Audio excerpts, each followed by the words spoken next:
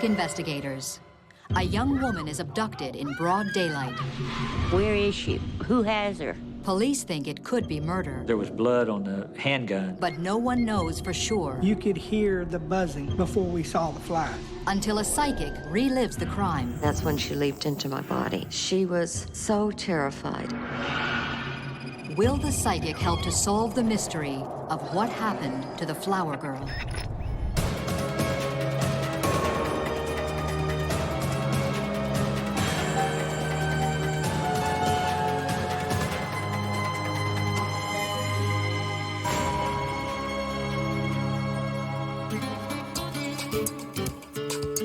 Denton, Texas, on the outskirts of Dallas-Fort Worth, a university town.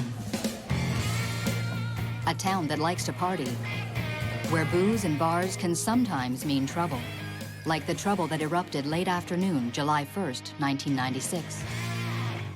A girl that I know was kidnapped. Big white burly guy in a black late model Chevy pickup. You saw that? Yes. I took off with her. Just about 5 minutes ago.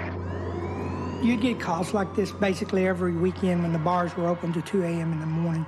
The two witnesses, patrolmen, saw that both of them had been drinking and didn't believe what they said and thought possibly that it was just a domestic disturbance. The witnesses know the woman they saw kidnapped. She's 36-year-old Diana Goldston, a local photographer who also makes extra money selling roses in the clubs and bars around Denton. People call her the Flower Girl. She would give her shirt off of her back to you if she felt you needed it more than she did. Diana is also a part-time bartender at the Red Derby, the location of the abduction.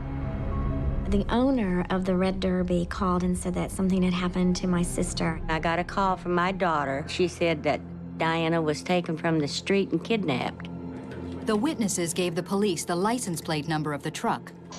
They trace it to the address of Carrie Griffin, ex-wife of John Robert, J.R. Griffin, a known felon from California on parole. Very, very strong, very muscular guy. He scared people. A rookie detective is sent out to question J.R. Griffin's ex-wife. Carrie Griffin says that her ex-husband had been at the house on the day in question, and he had a woman with him. From Carrie's description, the detective assumes the woman is Diana Goldston. Wrote in his report she was with J.R. Griffin and appeared okay. Satisfied that it may be a simple domestic dispute, the police put the case to one side. But it was not okay. 10 days go by, and still no word from Diana. Her mother desperately wants answers. They weren't taking it seriously, and I said, she's missing, she's gone. Something's wrong. Please help me. The police revisit the case, and Detective Dave Stewart is put in charge. They'd already started it in motion, talked to a few people, but then when I came in, we started having to interview all the other witnesses. Also assigned to the case, Detective Kenny Kirkland re-interviews Carrie Griffin. His experience tells him she knows more than she's saying. Indeed, that was not the whole truth, that there was more to the story. Kirkland gets her to admit that she was scared of her ex-husband and that the woman with JR wasn't Diana Goldston, but his girlfriend, Jeanette Cox. That Jeanette Cox was there with him, that Diana Goldston was not, and that J.R. Griffin had blood on him. You get in touch with him since?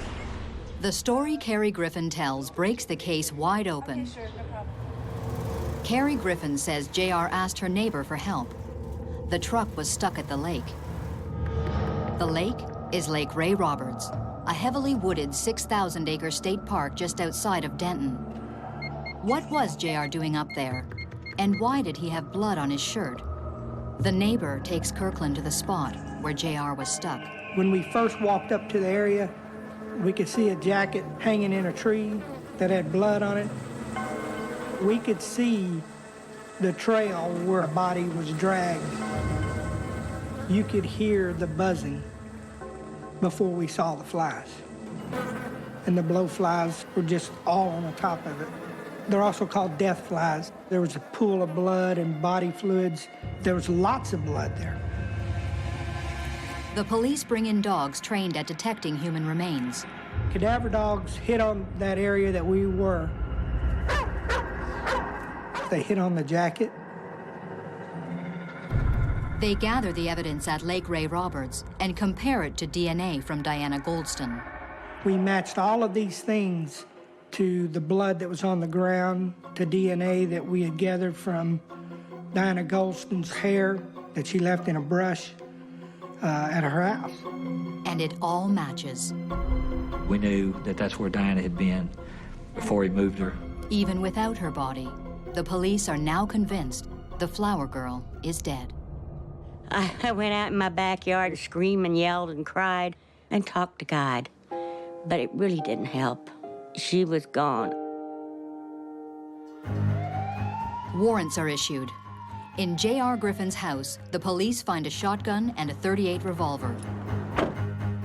Traces of blood are found on the revolver. In the pickup truck, the police also find trace elements of blood. We were able to get DNA from that, which would match us up to Diana Goldston. In the state of Texas, without a body, police cannot lay a murder charge. But they do have enough evidence to charge J.R. Griffin and his girlfriend, Jeanette Cox, with aggravated kidnapping. But where is Diana Goldston? And what exactly happened to her? All of Denton wants to know. The police drag the lake. There's a massive ground search. It was very emotional for the whole town as well as the police department. We wanted justice, all of us did. We left no stone unturned. And still, nothing. Weeks, then 3 months go by, and with JR and his girlfriend not talking, the police are at a dead end. A colleague suggests a psychic who had worked with police in a nearby county. Police officers are cynical by nature, and we don't believe anything that anybody tells us, much less a psychic that tells you things from the dead or from other places. Despite his skepticism, the detective gives the psychic a call. He wanted to know if I would be willing to work on this young woman who was missing. And he said, would you be willing to come to Denton, Texas? Carol Pate has worked with police around the U.S. on many cases. She uses a method she calls psychometry. That's holding an object, a photograph. It's kind of like tuning in a radio station for me. Once I've got that signature frequency of that individual, then I can become one with them. So I'm sort of them for that time frame. Then I can see and feel and know. But will the psychic be able to see what happened to the flower girl? Pretty much floored all of us. We were shocked. Hey, you! Where's my money? Hey! A woman abducted outside a Texas bar has been missing for weeks, presumed dead. Police bring in psychic Carol Pate from her home in Arkansas. Can she see what the police cannot? We were very frustrated, but we needed some closure for the family and for us in the police department. In the squad room, the detectives put the psychic to the test. We did not give Carol Pate any information whatsoever. We figured if she was truly who she said she was, that she would be able to do these things. We got together several pictures, and some of them were people not involved in the crime, and some were people involved in it. We had not released any of the pictures of people in the press. So I did each photograph. The girl was scared to death. She was murdered. All of us in the room were just silent. This one is the murderer. He was heavy into drugs and that he had zero conscience, none. This one is his girlfriend. And she was there at the time of the murder. We were shocked for the fact that she was able to take just pictures and tell us what each person did and what their part was in that crime. She just reaffirmed that. I don't know of anybody that can do that. What else can the psychic see? Without telling her anything, Detective Kirkland drives Carol to the scene of the abduction, the parking lot of the Red Derby Bar. This young girl, I saw her in front of a nightclub, and she sold flowers.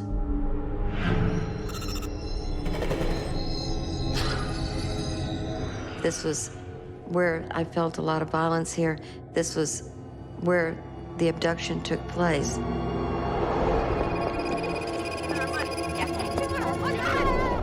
He believed this girl had stolen money from him. Where's my money?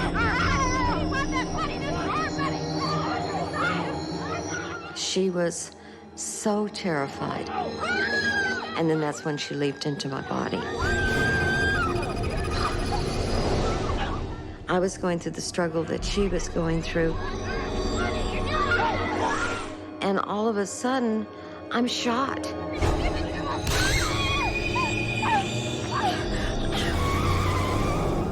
She said she could feel it, just like as if she was Diana Goldston. I can feel the searing heat. I can feel that I'm bleeding. That is a possibility. The two witnesses, I remembered that they said a shot had been fired, but no one had said that Diana Goldston was shot. We were going down toward the lake. As we drove by one area, she said, this part here has something to do with Diana Goldston. Still channeling the spirit of Diana, the psychic calls out directions as she claims to relive Diana Goldston's last moments.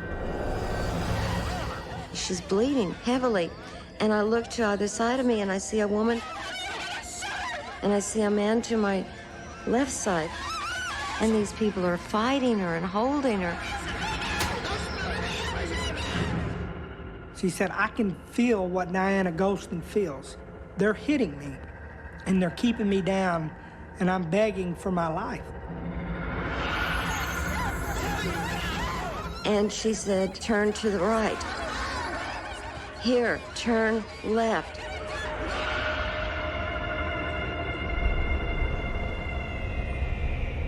She leads the detective to Lake Ray Roberts. There. She said, this is where it occurred. This is where Diana Goldston lost her life. This lake is huge. Lake Ray Roberts is a big place. And to be able to narrow it down to one place,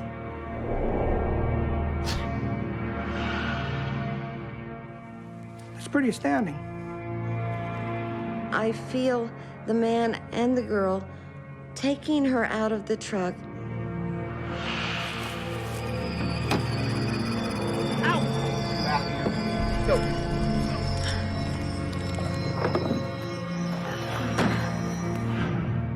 There's a jacket, and he takes it off, and he throws it on a limb in a tree.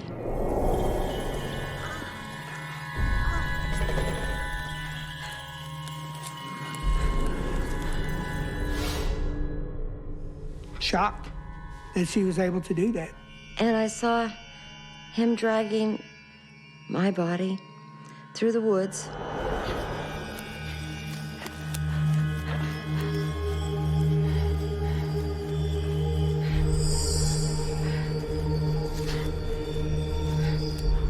And they just lay me down. And I guess they thought I was gonna just bleed to death there. And they walk away. And then I feel them coming back.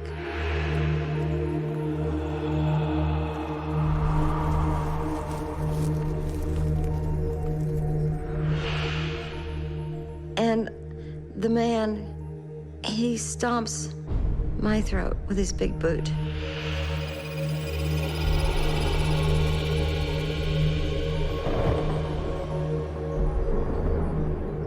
I die.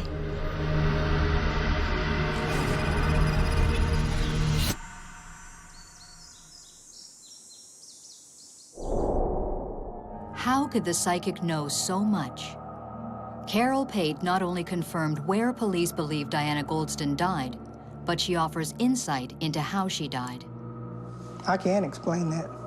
Forensics have given some of the details in the case, but with J.R. Griffin and Jeanette Cox saying nothing, Carol Pate is the only one to paint a full picture of Diana's last moments alive.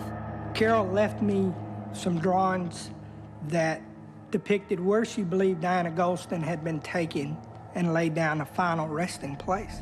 There was some graffiti close to a bridge, and the graffiti, that was done like in red. That S was like in red. And there was a cross, and then that Y, and there was this barrel, and I felt like she at one point was placed either in the barrel or around this barrel. Basically, when I draw these pictures, it's what I'm seeing in my head, what the picture that flashes in my head, period. And I try to transpose that picture in my head onto the piece of paper. And I try to get as much detail as possible. But 5 months after the Flower Girl's abduction, there's still no sign of Diana's body. The trial of J.R. Griffin begins. He pleads not guilty. He believed that the police could not touch him, that he was invincible, that nobody could get him. Everything that we gathered together was a circumstantial case, but it was a good enough case because we'd pieced it together. Leanne Breeding is the prosecutor. Our goal was to get him convicted and have him spend as much time in the penitentiary as the law allowed. Without a body, it's hard to prove an exact cause of death that stands up on appeal. And so you take the route where you think you have the better case for the evidence, and in this case, it was the aggravated kidnapping. To the end, J.R. Griffin maintains his innocence. But the jury finds him guilty, and he's sentenced to 40 years. In Texas, juries decide the punishment. And for him to be sentenced to life imprisonment on an aggravated kidnapping case, that's the most he could get. You know, instead of being just this flower girl that he swatted away, suddenly now she was important to the jury. And it was this one person he wasn't even afraid of and thought couldn't do anything that put him behind bars permanently. We asked him again if he would just tell us where she was, that we would not pursue murder charges and he could not get the death penalty in the state of Texas. We wanted to find the body of Diana Golston to add some closure to her family. And his response to myself and David Stewart at that time was that you will never find the body of Diana Golston.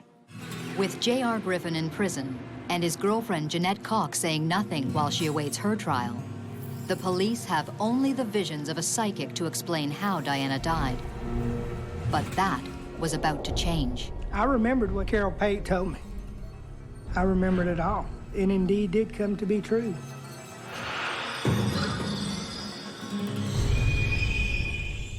In Denton, Texas, J.R. Griffin has been found guilty of the abduction of Diana Golston.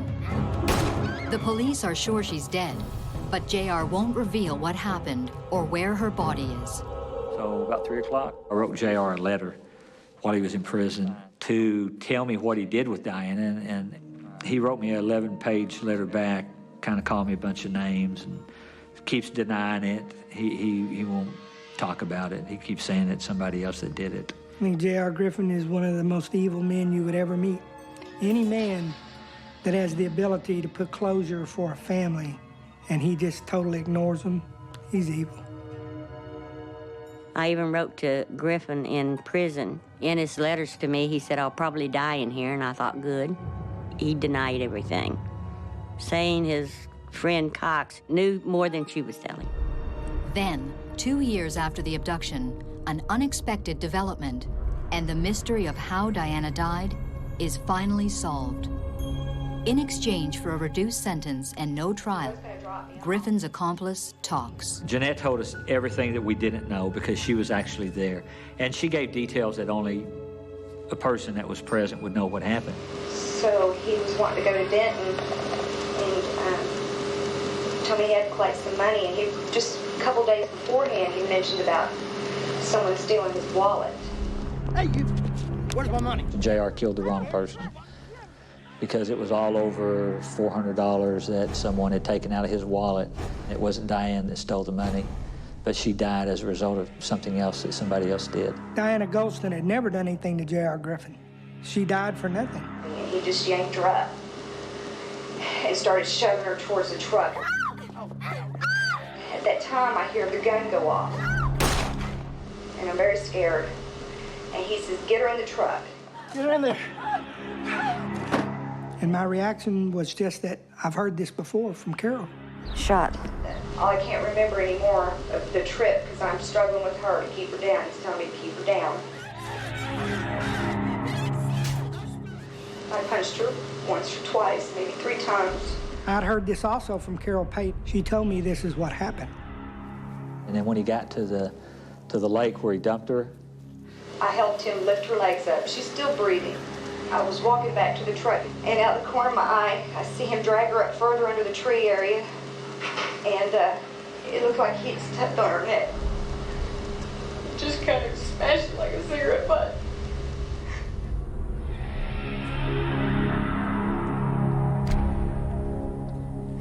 And I acted like I didn't see him.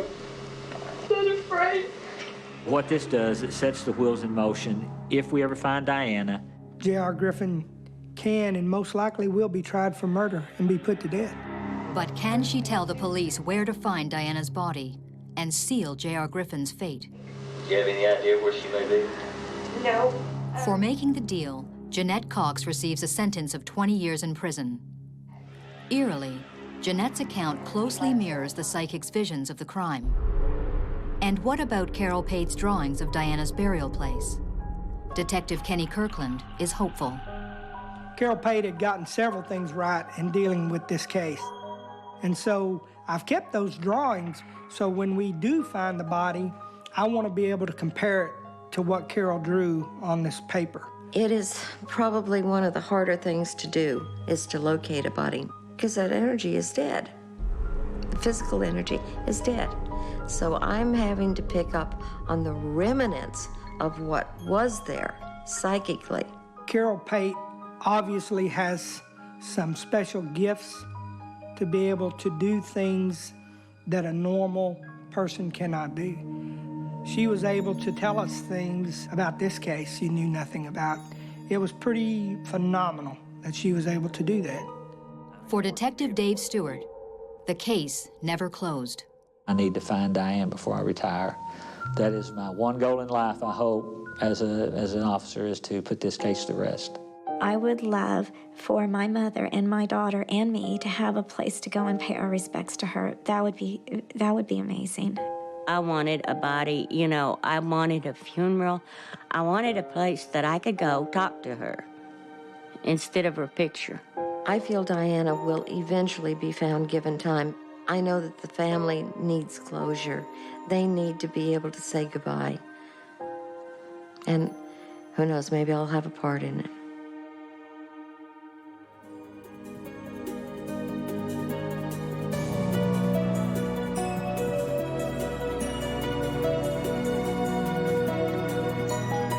Psychic investigators.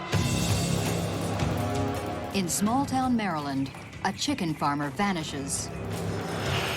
We have searched the whole county. We couldn't find nothing. We didn't know what was going on. It's a mystery, even to the police. Maybe she was not missing, but had become the victim of foul play. Until a rookie psychic takes the case. I said, it feels like something just hit me in the head. And uncovers a secret no one could imagine.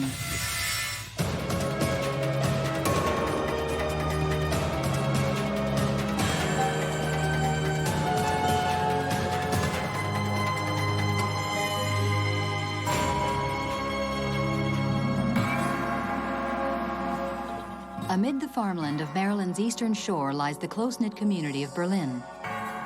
In 1991, a sleepy place where family ties run deep, and so do their secrets. July 29th, and 55-year-old chicken farmer Mildred Louise Williams, known to friends and family as Miss Louise, says goodbye to her elderly mother and leaves for her cleaning job in nearby Ocean City. Miss Louise tells her mother she'll be back at noon. She's never seen again.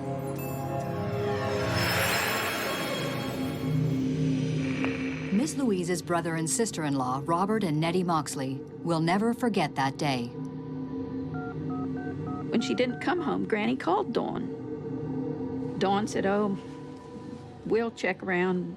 She's probably gone somewhere running around, Mom. Don't worry about it. Dawn is Miss Louise's 32-year-old daughter who lives nearby with her son and her husband, Billy. Dawn doesn't seem too worried, but Granny Moxley is. Miss Louise is never late. If she told you she was going to be there, she was there. At 7:30 that night, Dawn turns up at the farm with Miss Louise's red truck. She tells her grandmother she found it in the parking lot of the supermarket. Dawn says her mother is probably out drinking, and she doesn't want her driving under the influence. By midnight, there's still no word from the missing woman. Granny Moxley convinces her granddaughter to call the police. She said, Dawn, if you don't call the cops, I'm calling them. And so Dawn did call the police, but she told them that this is my crazy grandmother. My mother's run off with a man, and my grandmother's just hysterical. It's okay. The police aren't overly worried either. Miss Louise is a recent widow, fun-loving and someone who likes to party. She played. We all do. She loved to drink once in a while. Everybody remembers parties with her. She was always joking around. But Miss Louise's siblings believe something is wrong. The day she went missing, a family vacation was planned. And Miss Louise never misses a party. I know it wasn't like my sister to take off, like that, 2 or 3 days without calling. 2 days after she vanished, the Moxley siblings, Dale, Robert, and Nettie, head to Berlin to see what they can find out about their sister. The first thing they notice is the truck that Dawn drove home from the grocery store. And the vehicle had just been washed, they say. It was so clean. It said to me something was wrong there. In Miss Louise's house, another clue that something is not right. She had a safe in there with a lot of money in it. Safe was open and wasn't no money in it. News of an empty safe is enough to get the police over to the farm, but not enough to change their mind about Miss Louise. I was pretty much convinced at that point in time she may have been with someone and been off drinking, so forth. Trooper Paul Frick worked the missing persons case. So at the point, we didn't have any reason to believe anything other than the lady was missing due to her own reasons rather than foul play. But the police do issue a missing persons report across the state. Sergeant Bill Gordy worked the case from nearby Wicomico County. I was aware of the case. It had gotten quite a bit of notoriety, and we had had a small role in just tracking down leads of potential sightings and that sort of thing. But every lead comes to nothing. The Moxleys take matters into their own hands. We called hospitals. We called nursing homes. We walked the woods. I think we have searched the whole county, but we couldn't find nothing. We didn't know what was going on. It seemed like I wanted to just turn everything upside down just to find her, but you couldn't. You just kept running into dead ends. Dawn and Billy even appear on television, tearfully asking viewers for any news of Miss Louise. Please come home or call. Yeah. I do. A few days after Miss Louise disappears, her brother Dale Moxley stumbles on a magazine story about Deborah Heinecker, a Maryland psychic. She has been praised for locating Vader, a search and rescue dog gone missing from the Canine Police Unit in Montgomery County. Dale calls the family immediately. And I just said, maybe this is how we could, get some help here. Deborah Heinecker, a former computer programmer, is new to the world of psychic investigation. I can focus on a subject or something that belongs to the victim. That's when I start to get the pictures, or sometimes I will hear sounds. I will allow myself to be the victim so that I can get a better picture of exactly what happened to them in their final moments. The psychic agrees to come to Berlin, but first, she asks the family to send her a photograph of Miss Louise, along with some of her personal items. I started to tune in, and the numbers 335 came to me. I saw a white horse. It also came to me that Miss Louise was getting ready to go on some sort of vacation. I clearly saw a building, and I made the angle of the metal roof. 3 days later, when the Moxleys pick up the psychic at the airport, they're not prepared for what she asks them. I read the numbers and I said, do these numbers mean anything to anyone? She said 335. My brother-in-law said that's Don's and Billy's address.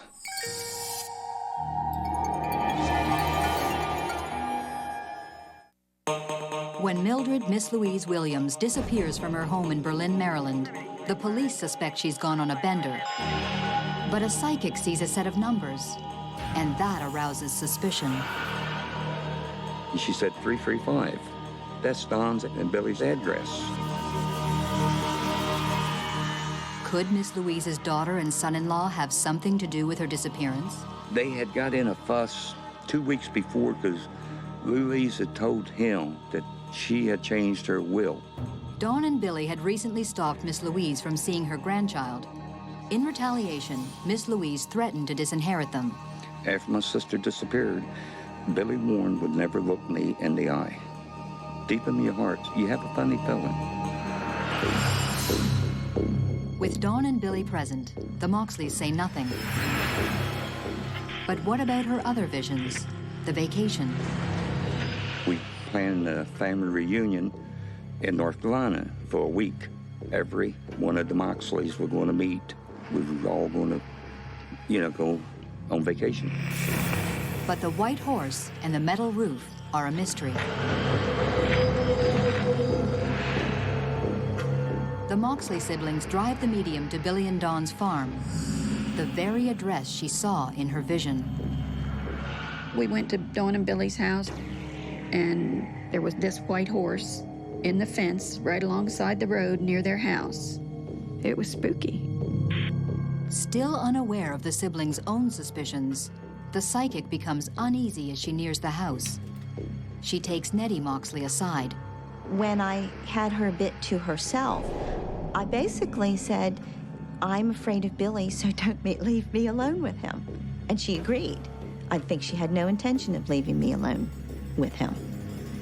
They enter the house and go into the kitchen. When Deborah got to the kitchen, she got a terrible headache. She felt a terrible pain.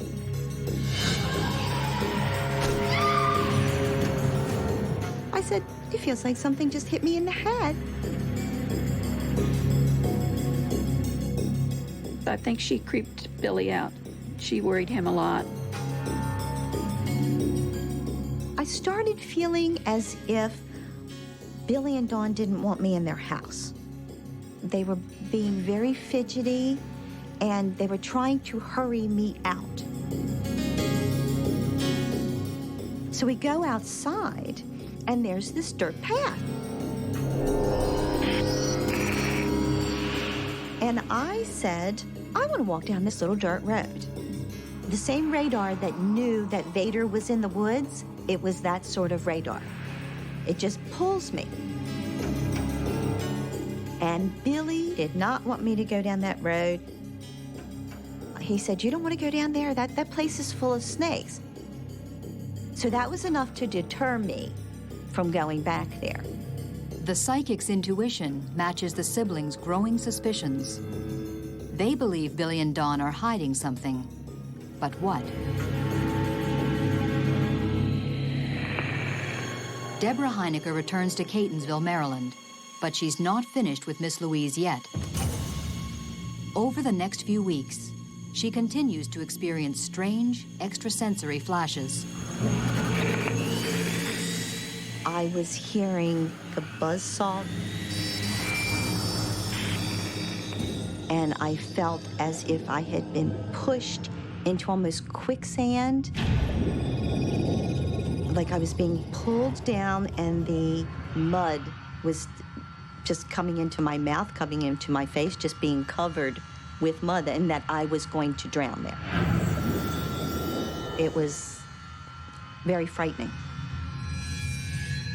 A buzzsaw, drowning in mud. Is Deborah Heinecker looking for a missing person or a dead body? Her psychic intuition tells her Miss Louise may have been murdered. She makes a difficult phone call to Nettie Moxley.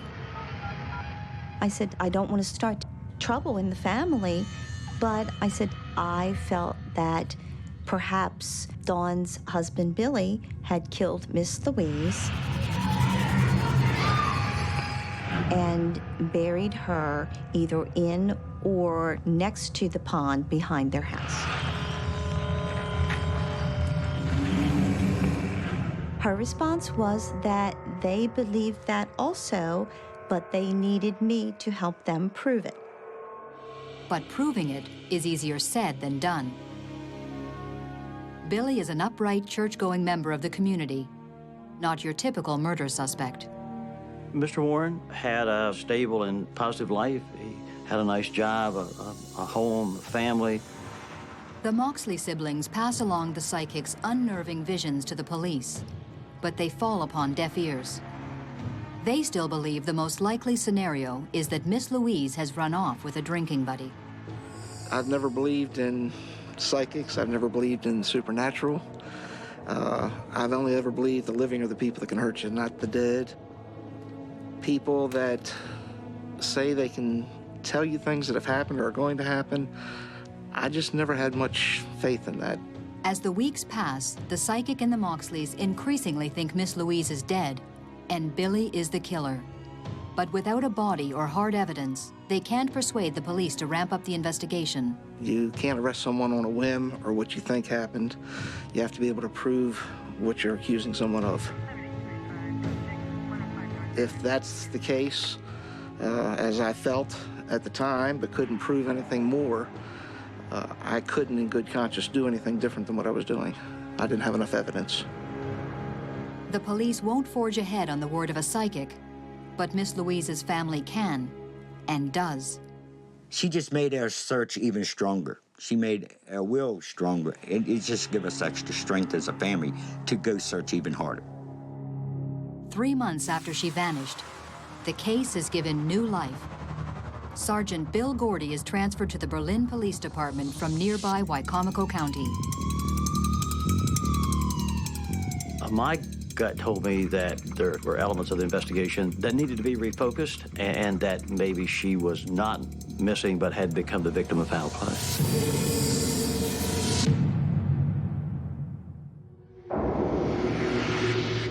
In Berlin, Maryland, local chicken farmer Mildred Miss Louise Williams is missing.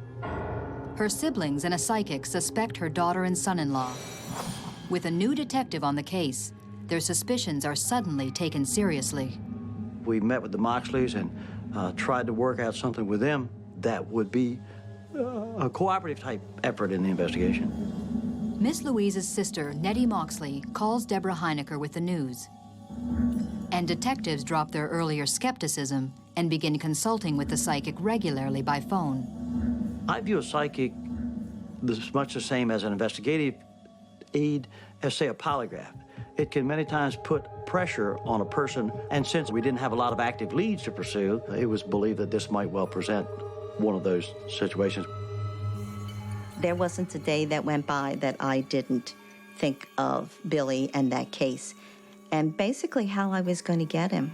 Not only do the psychic and the Moxleys have their sights set on the grieving daughter and son-in-law, now the police start watching Dawn and Billy more carefully. We did try to ratchet up the attention on him to let them know that we were more closely scrutinizing their current and past statements and behavior. Billy Warren has been acting strangely, nervous, edgy, short-tempered. He was just not a cool, calm, collected person. Finally, the police ask Billy and Dawn to take a polygraph. They agree, and on December 12, 1991, the tests are scheduled. Billy said Dawn's not going to take the polygraph, and then after just a brief conversation, himself elected not to. He developed a difficulty speaking. He was almost incoherent. He was obviously very frightened, very upset, very unnerved by the entire experience. It was obvious that there was more on his mind than just the refusal of a polygraph test. I think he knew the door was coming shut on him. The pieces were there. It was only a matter of time. For the police, refusing to take a polygraph is a red flag, but it's still not enough to make a move. We had a lot of conjecture. We had a lot of, this doesn't add up, this doesn't look right, but physical evidence to tie him to a crime, 0. Maybe that physical evidence can be found where the psychic had been telling them all along. I told the police that I felt that she was in mucky soil, and Billy and Dawn had that pond right back there, and I had been drawn there originally, so I wanted them to go there. But finally, I asked the investigators that were currently working on the case to go out to Mr. Warren's house. There, 2 of the investigators head towards the pond, while Trooper Frick waits outside. Suddenly, the door opens and Billy calls out to him. Billy has something to say. He just literally fell to pieces in front of me and started confessing. 5 months after she vanished, the terrible mystery of what happened to the chicken farmer is solved.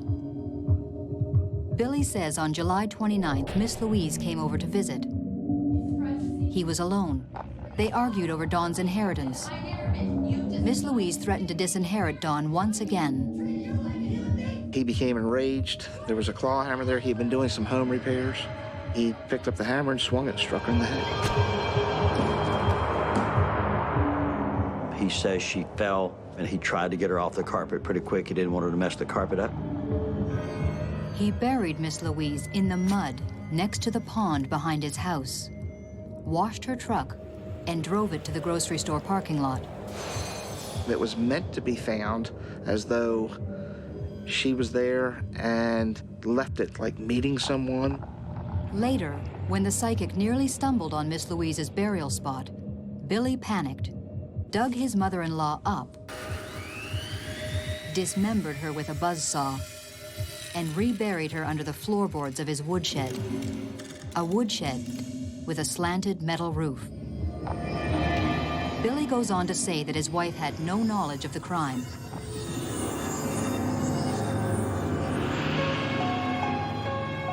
The murder weapon and the body are later recovered, as is evidence of blood spatter in the couple's home, corroborating the confession and the psychic's vision. Miss Louise evidently had been bludgeoned in their kitchen. And when they pulled up the rug, they found her blood under the rug, exactly where I was standing when I said that I felt that I had been hit in the head. Billy Warren is sentenced to 20 years in prison for the murder of Mildred Louise Williams. Then, Billy drops a bombshell. He reveals his wife Dawn helped him to cover up the murder. She's charged as an accessory and sentenced to 5 years. In a cruel twist of fate, Dawn receives her mother's inheritance on her release. She knowed what happened from day one, you know, from the first minute. You gotta realize you're being torn apart from love and hate. You love someone and they've done something to hurt one of your family members. Now there's hate over here pulling that apart. It's your mother. I mean, she gave you life. And you can cut her up and put her in the woods and walk out that door and go to church every Sunday morning looking over in those woods and knowing your mother's over there buried. The police credit Deborah Heinecker with pushing Billy over the edge and into the arms of the law. I personally believe she played a pivotal role. I would like to think we could have done it without her. However, that's not the case. Her predictions were the key to causing him to confess. When he confessed, he said that he wasn't afraid of all the Moxleys. He wasn't afraid of the police. He was afraid of me because he knew I was going to get him.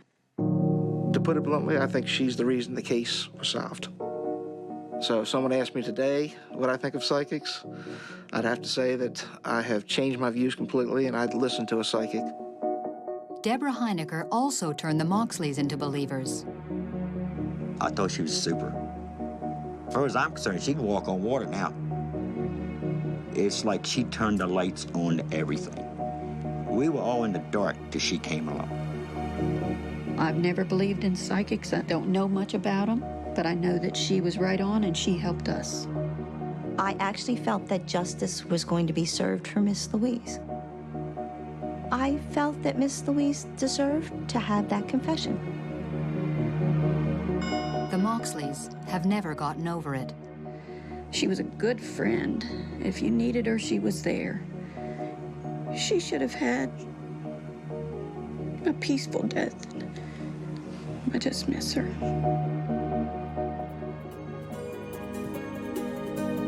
On Psychic Investigators, a woman fails to show up for work. Belpre Police Department. My wife is missing. Her husband says she's left him, but her family doesn't buy it. We knew something terrible was wrong. Then a psychic sees something terrifying. She's not missing. She's dead. Will the police take her vision seriously? Some people believe it, some people don't. Can the psychic help the police solve the mystery of what happened to Jennifer McCready?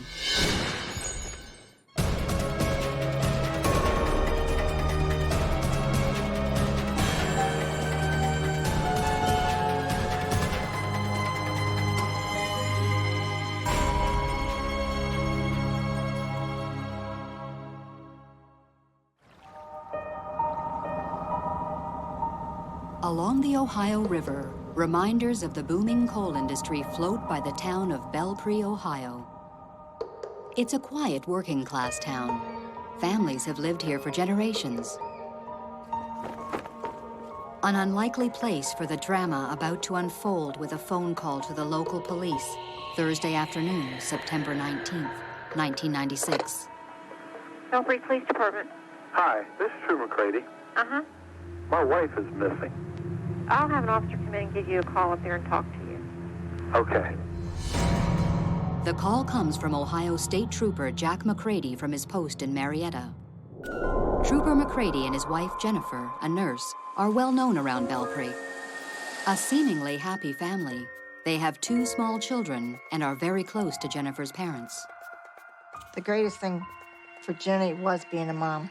She just dearly loved those 2 boys. Jack McCready is a respected state trooper with 5 years service. He was named the county's Trooper of the Year. He's also a familiar face at the Belpre Police Department. State troopers often use the office when they make arrests in the area.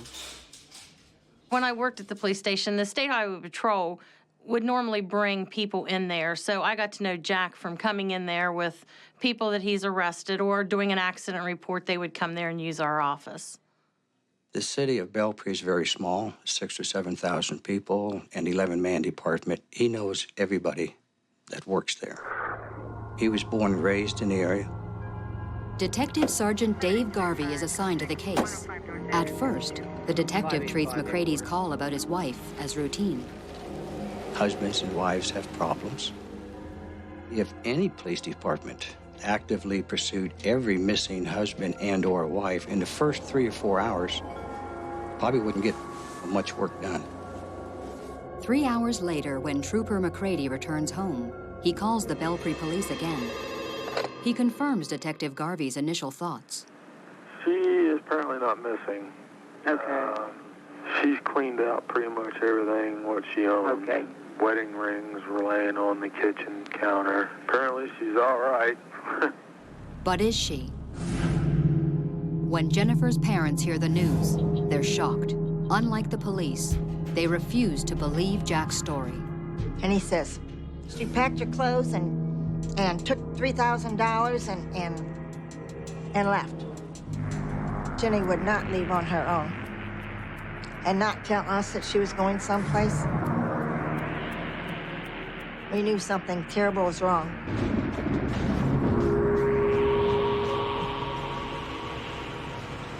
"12 hours later, Belpre police find Jennifer's red Blazer abandoned in the park along the Ohio River. There's no sign of the 31-year-old mother. But a detailed search turns up nothing. No blood, no purse, no sign of a struggle. It's a mystery. It's as if Jennifer McCready just vanished into thin air. Garvey zeroes in on her husband. All Jack was saying was that he came home from work, she's gone, I think she's with somebody else. Garvey talks to her family, her friends, checks her bank accounts, her phone records. Nothing turns up. Jack's story about her secret lover looks shaky. Co-workers did not believe that she was seeing anybody or had ever seen anybody at all. Her mom and dad just were emphatic that she would never, ever leave.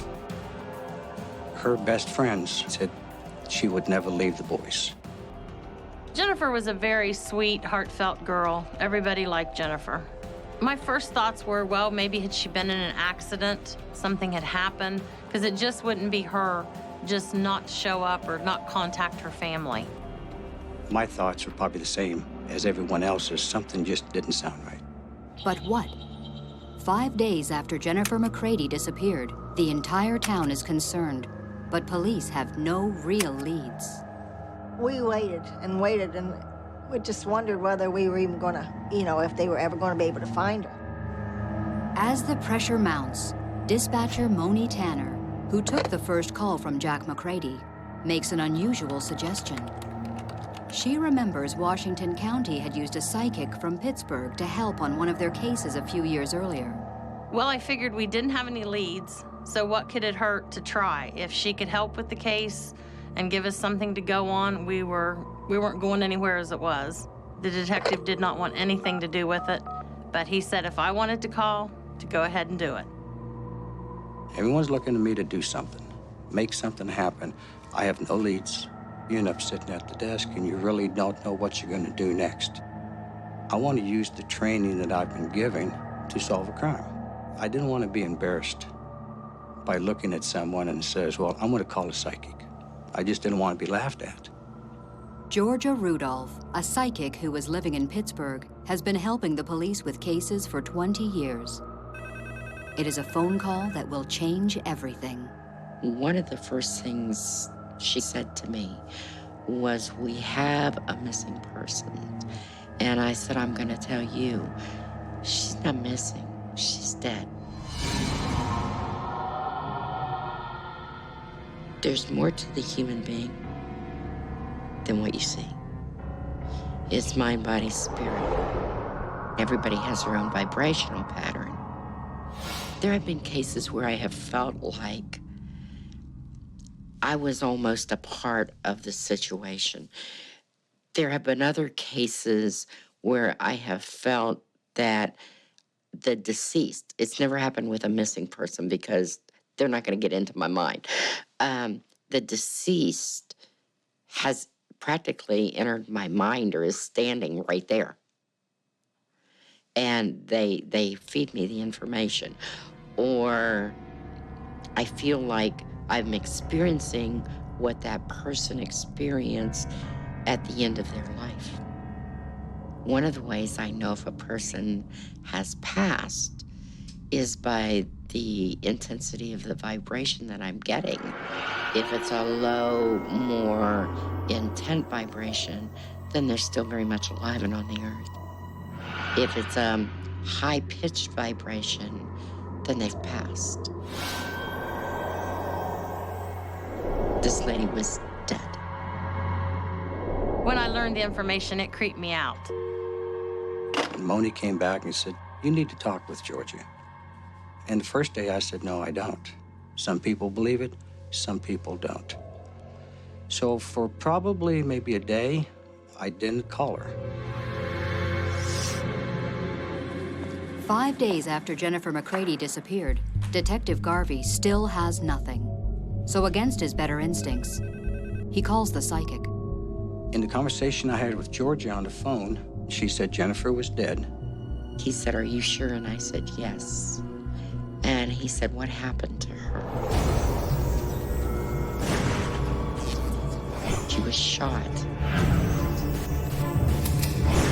in the back of the head once. Then he asked me, do you know who did this? And I said, yes.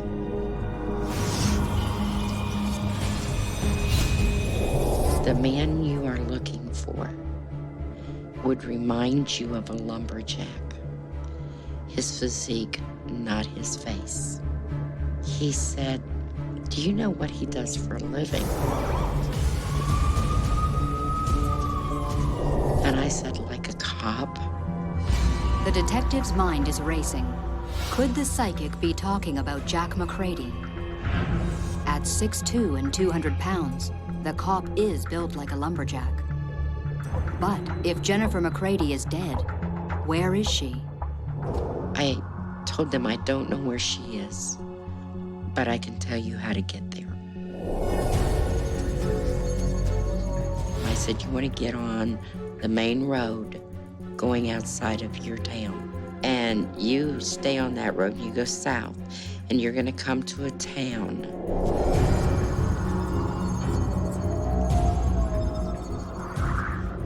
It wasn't clear, but you're going to see a road.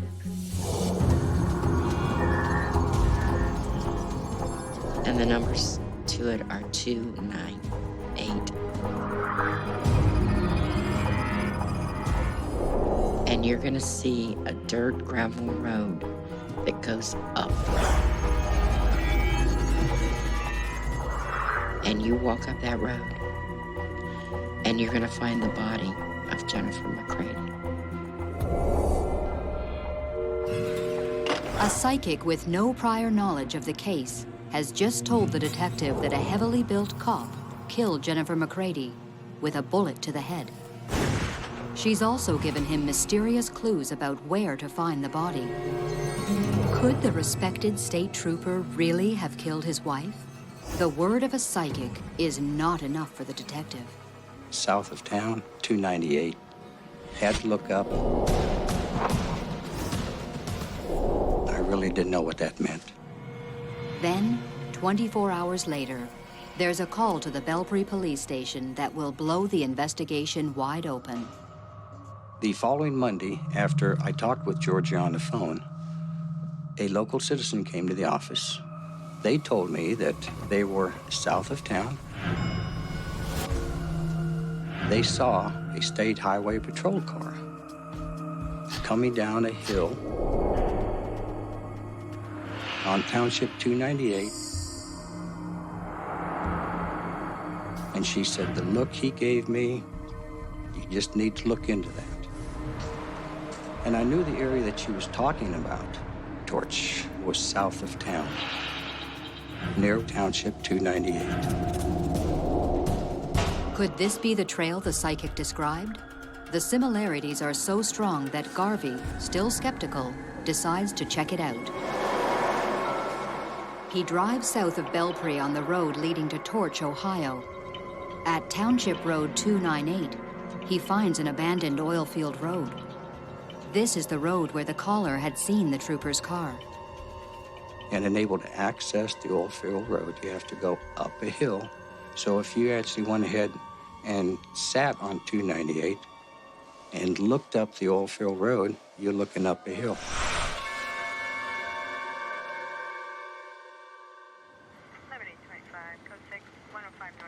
I walked the road back probably 150 to 175 yards.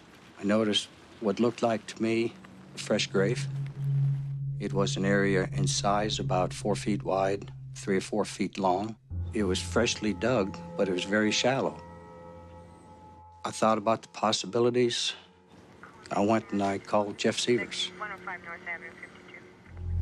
Jeff Severs is a detective at the Washington County Sheriff's Office. The road is in his jurisdiction. His first question, why is a trooper on a dirt road?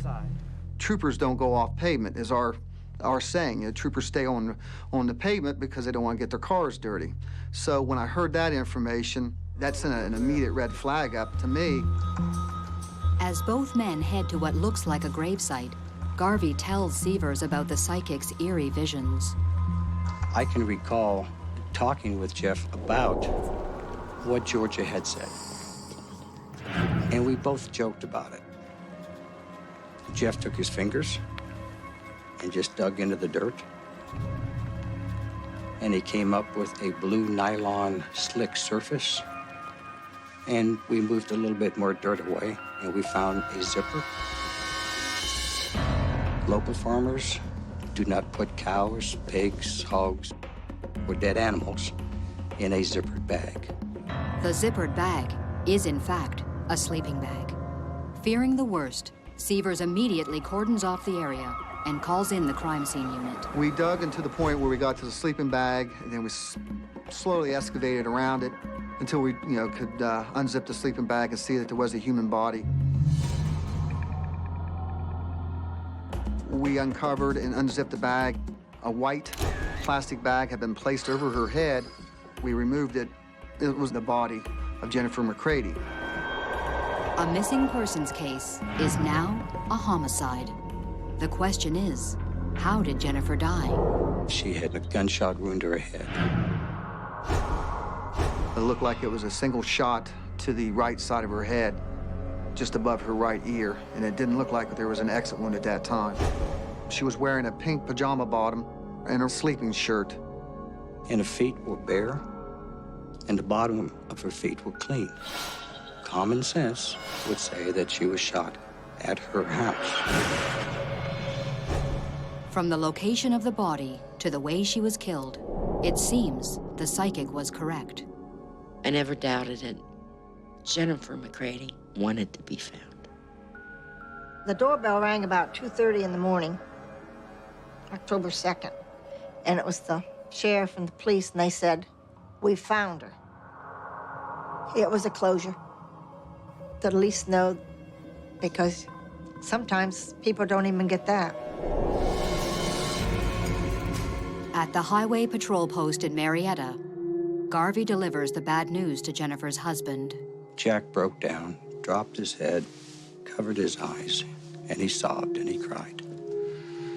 And I left the room for about 5 seconds, and I got him some towels to wipe his eyes. And I handed them to him, and he wiped his face, and he handed them back to me, and I looked down, they were bone dry. Something else disturbing. McCready never asks where his wife was found or how she was killed. Is he the cop the psychic said committed the crime? The detective now believes he is. We talked to him and told him that he needed to tell us what had happened, and Jack just wouldn't say anything at all. And finally, he said he'd like to talk to a lawyer. Jack McCready is relieved of duty. The grieving husband is now the prime suspect. We were investigating one of our own now for a murder, and it was really upsetting that it was not only his wife, but a mother of 2 small children. He has some training. He knows how interviews work. He knows how tricks work when you talk to people. So you have to treat him differently. Armed with a search warrant, investigators search the McCready home and discover crucial evidence. Hidden in the ceiling rafters of the garage, they find all of Jennifer's personal belongings. We also found a gun. That was a .357 Magnum gun, which could have been the caliber that was used to kill her. And somehow, someone had tampered with the barrel of the gun so that we couldn't match the bullet that was found in her head to that gun. Also, out in a shed outside of the residence, we found a shovel. The dirt on it came back with the same consistency of the dirt found at the gravesite. We never found a crime scene or a place where she was shot, but the evidence that we found in the house was very crucial. 3 days after finding Jennifer's body, police charged Jack McCready with murdering his wife. He pleads innocent. 18 months later, on October 20th, the trial begins. The prosecution of Jack McCready was a circumstantial evidence case. There was no confession from Mr. McCready.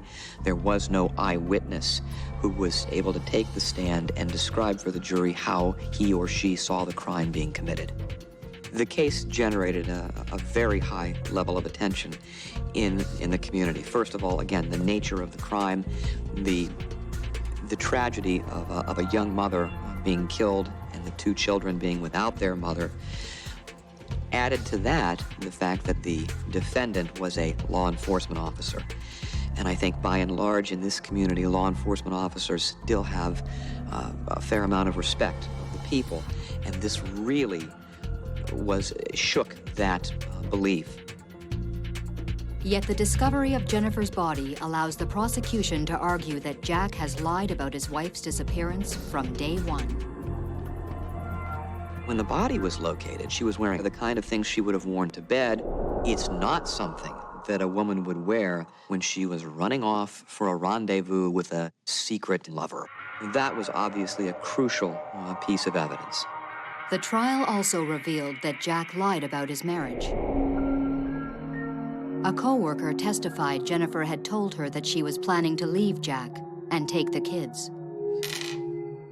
The prosecution argued that on the night of September 19th, Jennifer and Jack fought over her decision. Jack wasn't going to let that happen. He took his gun, and while his kids slept in their room, he shot his wife in the back of the head. To catch any blood loss, he put a white plastic bag over her head. To move the body, he stuffed her inside a blue sleeping bag. Using her red Blazer, he drove to the abandoned oil field road outside of town.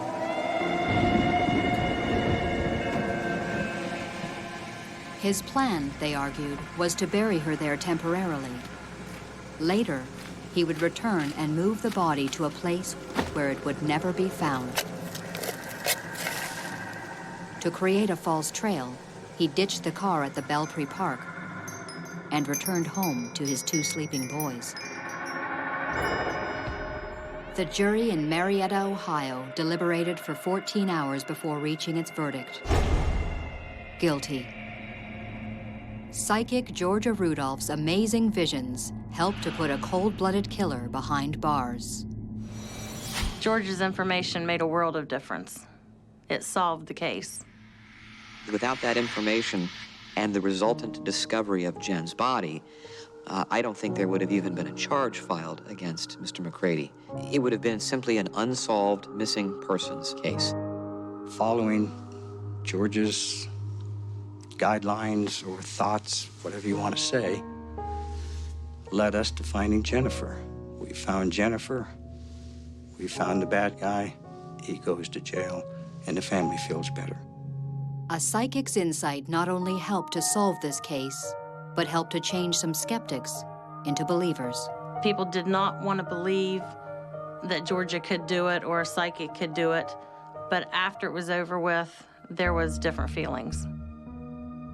Not only did she say where the body would be discovered, she said she was dead before anyone else had reached that conclusion. And then she also said, and she described who had killed her, and then she said, and you might not want to hear this, but the person who killed her was a cop. And so all of those bits of information, I think, were remarkable. Now, looking back, it all, yeah, well, sure, everybody knows that. But when she made those statements, that was not something that most people believed. There is some ironic coincidences there. When you talk about the name early in the investigation, that the man that killed Jennifer was a very strong, well-built man, and she actually used the name of a lumberjack, and ironically, Jack's name is Jack. How Georgia Rudolph acquired the information, I have no idea. It is, I simply can't explain how she was able to provide that information, but thank goodness that she did. From the beginning, Georgia never questioned her insights. For her, it was always about helping people. I got a wonderful letter from the prosecuting attorney. He made it very clear to me that the people of Washington County owed me a debt of gratitude. For Jennifer's mother, finding her daughter's killer is what she hoped for. But it can't heal the heartbreak of losing a child. If it hadn't have been for Georgia, we'd have never have gotten Jenny back. I don't know how they do it. It's just a special blessing, I guess, that they've got that they can do it.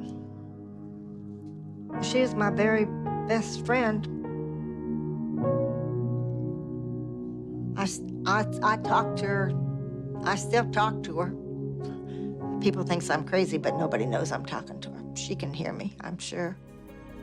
In Homestead, Pennsylvania, someone is raping elderly women in the dead of night. That was a despicable crime. Certainly a lot of fear. Police have clues, but no suspects. Somebody that we knew and that was just getting off, watching us. Then a psychic has a vision of the attacks. Horrible violence and screaming. And the attacker. This guy was like Spider-Man. She also makes a chilling prediction. We were going to have a murder rather than a vicious assault. Can her mysterious visions help the police to catch a rapist before he becomes a killer?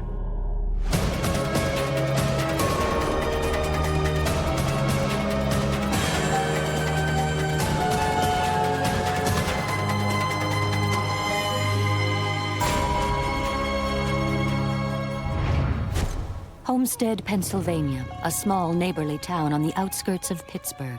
You knew the next-door neighbors so well, they were like your own family. A town built on steel. Armor for tanks, armor for the ships. We were very much an important part of World War II in Homestead. But in the mid-1980s, U.S. Steel is leaving Homestead, and with it, 15,000 jobs disappear. It sort of was like a death blow to Homestead. And something else is unraveling the fabric of this close-knit community. A rapist is attacking elderly women in their own homes in the dead of night. It's like somebody raped my mother. The first assault took place on August 10th, 1983. An 86-year-old woman living alone is attacked and raped in her bedroom. Detective Tom Hobart is the first officer on the scene. Most people in the town knew each other. If you didn't know them, you knew family members. You knew someone associated with that family. That was a despicable crime. We'd take a lead and we would exhaust that lead. We worked that case for a number of years, and it seemed like at everything we were doing, we were running into dead ends. No arrest is made and the case goes cold. But 2 years later, a 61-year-old woman is raped in her second-floor bedroom, a carbon copy of the first assault. I was born and raised in this town. The first two victims I knew personally. These are our folks. These are our people. We knew them. We knew their sons, their daughters. People tend to forget. They didn't immediately associate the two crimes. We, however, associated immediately just because of the MO, if you will. Though police know the rapes are connected, they have no suspect. The victims never saw anything. The victim would awake with him placing something over their face, whether it was a pillow, a blanket, whatever he could. But he always covered their face. We knew fingerprints matched, but we couldn't match them to anybody at the time. We had serology matches and pubic hair samples. Forensics evidence told us that he was a black male. We knew he was a rather large man. The victims, when they would describe, they'd actually use their hands and say, you know, I grabbed him and his arms were big. You take a small area that is saturated with dogs and none of the dogs barked. We knew that this individual responsible lived in the immediate neighborhood. He was probably a younger man because his method of entering these homes, he had to be strong, he had to be agile. Forensically, we had the evidence from the very beginning. We just didn't have a suspect. But you got to imagine, other crimes go on. We're a small town, a small department, so we had to pool resources as we need them. We couldn't let the rest of the town suffer because of these incidents. The rapist leaves clues, but the police still have no suspects, and there is no arrest. Then, 18 months later, a third attack. A 75-year-old widow raped in her second-floor bedroom. Evidence was pointing to one person that they realized they had a serial rapist on their hands. The interviewing the women broke your heart. It was very, very embarrassing for them to sit down and talk to me. I was a young man. It just became very personal. Saving this community was our mission. The frustration had set in from not being able to find the assailant. I don't think Hobart went home for a week. I mean, when he did go home, I had to order him home. With the culprit still at large, Detective Hobart does something unusual. His brother met a psychic at a party and suggests she might be able to help. He's very skeptical of psychics, and he had went to a party in the Greensburg area, where Nancy's from, and he had met her at the party, and that she was a psychic, and she did a couple neat things that he thought were pretty neat. We chased all our forensic leads down. We hit dead ends with those. When you ask a policeman how to do something, you get a police response. Policemen think the same way. We may as well get someone in from the outside who can give us a new perspective. Whether it was good information or bad information, it was going to be new information. And when he gave me this idea, I thought, why not? You know, I kind of fluffed it off at first, and then I realized, you know, he's serious. And I said, hey, let's go for it. See what can happen. It certainly couldn't hurt. Nancy Meyer is a psychic who specializes in what she calls ranging. What I usually use when I'm working on cases is the environment itself. The whole environment absorbs what happened. It runs as a movie, but I'm in it, and I can pull the information out. I contact Nancy, and I asked Nancy if she could meet with me, maybe provide me with whatever she could do to help. Give me a time and I'll be there, because these women who were being assaulted were the age of my own mother. I had hoped that Nancy would come in and say, here we go, this is the guy you're looking for, let's go knock on his door, and I'd open the door and I'd arrest him and the case would be over. That's not what happened. But before the psychic gets a chance to meet the detective, there is another rape, just 2 weeks after the third. A 64-year-old woman is viciously assaulted in her second-floor bedroom, but police still have no one in their sights. When they finally meet, Detective Hobart tells the psychic nothing about the case. I wanted her to be able to come in and tell me something, not me tell her. She did request that her and I walk the general area because she said that she would get a better read, better vibrations on what she was looking for. I walked several steps behind Nancy and let Nancy lead the way. As they walk through the 2-block area where all 4 of the rapes occurred, Nancy Meyer appears to tune in on the crimes. Several times, she stopped right in front of one of the homes and would say, I'm getting some bad feelings from this house. The assaults were so bad, it came right through the walls of the house. Okay. Somehow, Nancy Meyer is able to pinpoint information that only the police knew. Remarkably, she is able to tell the detective in which homes the attacks occurred. Picking the homes where the assaults took place, it was uncanny. She was saying things that no one told her, but I knew to be fact already. And now, Nancy claims she can see the actual attacks. In the images, I saw that he was African American. It was his neighborhood. He knew the streets. He knew how to get from one house to the other. He even recognized the people. And then I'd be looking up at the side of the house, realizing this guy was like Spider-Man. He climbed drain pipes. He went up the sides of houses. He was going in second-story windows. He clearly enjoyed the risk. As to how that entry was made were very, very accurate, as if she almost knew what had taken place. He would come in the window, and he would stand for a while looking at his victim sleeping. And it was very clear by the time I got to the 4th property that I was picking up the exact same thought patterns on every single one of those properties. There was no deviation. But what she tells the detective next is something he didn't know. It was a street light, and as he turned to look to the street, I got a good visual of his face. So I asked her, I said, if you could draw him? And she said, yeah. And I said, holy hell, we got the break we've been hunting for. But is it enough to stop a serial rapist before he strikes again? In Homestead, Pennsylvania, a faceless rapist is targeting elderly women in their homes. Stymied, the police call in a psychic for help.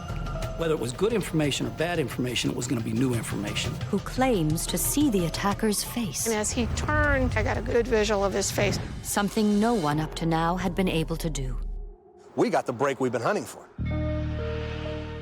Because Nancy's psychic description of the rapist is so specific, Detective Hobart brings in a police sketch artist. He's got a broad face, the eyes. Mainly we use composites and sketch artists to eliminate people more so than who it is, it's who it isn't. Most people have seen the overlays that are... We actually had a sketch artist that did the drawings. He changed whatever Nancy was feeling that wasn't right. He changed. He has this leather hat. Every time I visualize him, he has this hat on. Normal practice is to remove anything like a hat from the sketch so as to focus on the suspect's features, but producing a police sketch based on the word of a psychic is anything but normal. I'm off to the side. I have nothing to do with Nancy explaining the sketch artist. I'm just accompanying her. And it's a long day. The hat's not right. You have to move the hat this way. You have to move. I was becoming frustrated, and the sketch artist was becoming frustrated. It's a hat. It's a hat. You know, but no, the hat had to be a certain way. But we got in an argument over the hat. You don't put a hat on a sketch. This is against protocol. You don't do it. And I said, yes, but if people are to recognize him, the hat has to be on him because he's never without it. As far as a clue that we were going to go out and everybody had a hat on, and that wasn't the situation. A lot of people wear hats. Nancy explained a black leather cap, and she had it over and over. I felt sorry for the sketch artist, how many times she made him change that hat. And we told our officers, look, this is not an official wanted poster. This is not something that a victim of a crime has produced. This came from Nancy, a psychic. And as most people have seen sketch artists, they're never going to be a photograph. But we were still looking at this saying, hey, it's better than what we had. A very broad nose at the bottom. But before the psychic sketch is even circulated, the rapist strikes yet again. April 24th, 1987, just 5 weeks after the last attack, a 76-year-old widow is assaulted in her home. Each one escalated that he became much more aggressive. The entire town is on edge. Not panic, but it was certainly a lot of fear. We had now formed an actual task force where we were on the streets every day. So there were a lot of tired policemen from Allegheny County and the sheriff's departments. With the attacks intensifying, police ask the psychic for help again, but this time she takes a different approach. And I said, I think we need to get ahead of this guy and start using my abilities to figure out where he's going to target next. And as we crossed over one street, I could pick up this man walking around late at night, checking out when people's lights were going off. And I noticed that he was on this street quite a bit. And I said to Tommy, this has to be near where he's living because I keep sensing him. And what the psychic says next is the last thing that police wanted to hear. Nancy said, we have to get this guy, we're gonna have to get him soon because we were gonna have a murder rather than a vicious assault. And with the psychic's next revelation, the investigation takes an astonishing turn. And I felt him checking a house out particularly closely. And she said, this is not one of your victims, but I'm getting some bad energy coming from this house. Do you know who lives here? There was no indication of the house that who lived there. There was no special signs on the door or anything like that. It looked like any other house in the neighborhood. So when she picked that out, it raised the hair on my neck because there was no reason for Nancy to be able to pick that particular house out and not knowing anything about the resident of the house. However, I knew that that was a relative of the chief's. For Police Chief Kelly, the case has just become up close and personal. He takes the psychic's warning seriously and stakes out his grandmother's house. I got my German Shepherd. Tell him to come on. Bring it on. When you're sitting there in the silence waiting for something brutal to come in, you knew that probably it was going to be a life or death situation. You're aware of every single sound in the night. You can hear your heart pound. Adrenaline takes over. And you're crushed when any of these ladies are victimized the way they were. And it's personal. But the chief's grandmother isn't the next to fall prey to the rapist. 2 weeks after Nancy's chilling prediction, on a hot June night, an 86-year-old woman living just yards from the chief's grandmother becomes victim number 6. I was devastated. It was at a lady's house who shared the same alley and the same ethnic last name. In fact, they were related. It was like, ha ha, I know you're here. I can still do it. Despite working night and day, police appear no closer to capturing this elusive predator. Many times, I would get up out of bed, come to Homestead, hide in an alley, sit in a car, sit on the side of the road, hoping that I would see something. The police were passing out boat horns for the women, 200 of them, in fact, so that they could blow a horn at least and have the police come because they were loud horns. They were advising people to buy dogs. We were doing everything humanly possible. The residents were living in a lockdown fear. It wasn't a community that has whole house air conditioning. It was hot, it was summertime, it was blazing hot. They couldn't open a window and put a fan in the window for fear that someone would crawl through that window. They lived in jail while the perpetrator was probably walking around watching us. And we had to catch this guy. I was riding up the hill and I saw this elderly lady that I knew carrying some grocery bags up the hill. And I stopped and I says, come on, get in, I'll ride you home. It's just too hot. And you shouldn't be walking in this hot day, you know. It gave her a little bit of hell. And when I dropped her off at her house, I personally had said to her, check your windows and just be careful. And she says, okay, you know. I just walked into the station and Chief Kelly said, we had another rape yesterday. And I said, oh man, like who was it? And he mentioned the name, and it was a lady that I had taken up the hill. Despite the mayor's warning, on August 25th, the 76-year-old lady became the 7th victim. It was 2 months after the 6th attack, but this time the violence has escalated to a dangerous level.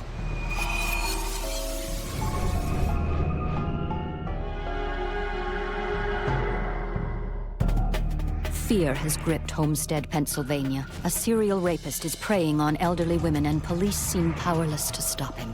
These are our people. We knew them. Chased all our forensic leads. Now we hit dead ends with those. The frustration that set in. Psychic Nancy Meyer is helping with the investigation. She's certain, if not caught soon, the rapist will turn killer. We were going to have a murder rather than a vicious assault.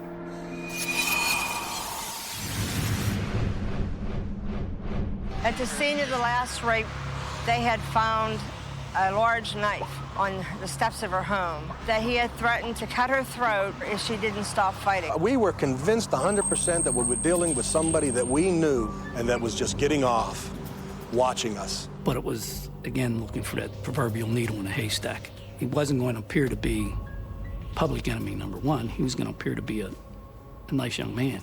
With the investigation hitting a wall, Detective Hobart again contacts the psychic. After the last victim, Nancy and I spoke again. I was eating, sleeping, and drinking this case, along with other officers. I wasn't the only officer doing that. I'm sure that my frustrations of being unable to locate this guy were starting to show. And I said, Tommy, you're going to have him by next week. It's going to be over with. You're going to arrest him. You won't need me anymore.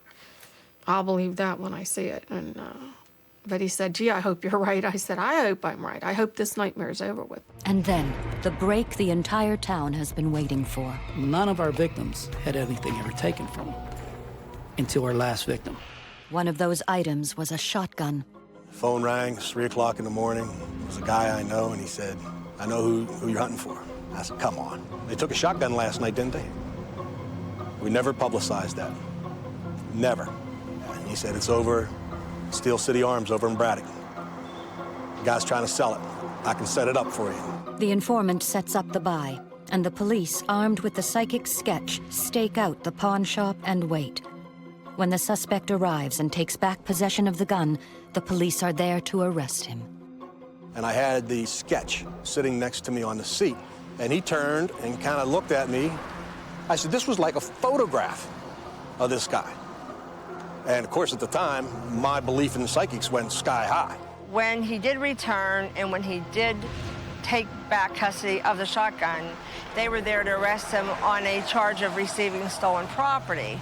And to this point, they didn't have his fingerprints. We brought him into the police department, Mirandized him, his rights, rolled his fingerprints. We had a district attorney there advising us to make sure that every move we made was calculated, that there's not going to be any mistakes. This man is going to go to trial. There's not going to be any motions to suppress. There's not going to be any technicalities to walk on. We called a fingerprint expert. When he compared the prints, he just looked up and said, gentlemen, it's over. You would have thought everybody in the room would have been high-fiving or yelling or screaming. Wasn't a sound in the room. Matched the fingerprints, and all the forensic evidence on down the line matched.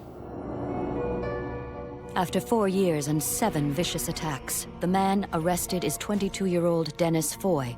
Unemployed, Foy lived with his parents on the same block where one of the rapes occurred. Foy's arrest in the fall of 1987 came after his case received not only local but national publicity. I think my feeling is for the victims, and they're through it, and so am I. Thank God that these women that were raped were heroes enough to go to court. You saw 3 widows and a woman who had never married, who had told police she in fact had been a virgin, a 76-year-old woman, had to testify in detail. A year later at his trial, Foy faced the women he violated. In court, the jury hear the intimate details of Foy's trail of terror. He knew his victims and staked out their homes, waiting for his chance. He broke in by scaling the side of a house and entering through a second-floor window. Inside, he attacked the defenseless women and stifled their cries for help with a pillow or whatever else was nearby. Sometimes he tied their feet and hands.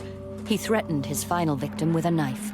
The judge described his acts as unspeakable. Foy is convicted on all counts and receives 100 years in maximum security prison. With no inside knowledge, how could psychic Nancy Meyer have known so much about this case? She knew the attacker was African American, lived in the neighborhood, and knew his victims. Through her psychic ranging, she described how he entered each home through the second-story window, and she correctly predicted when the investigation would be over. And what about that hat?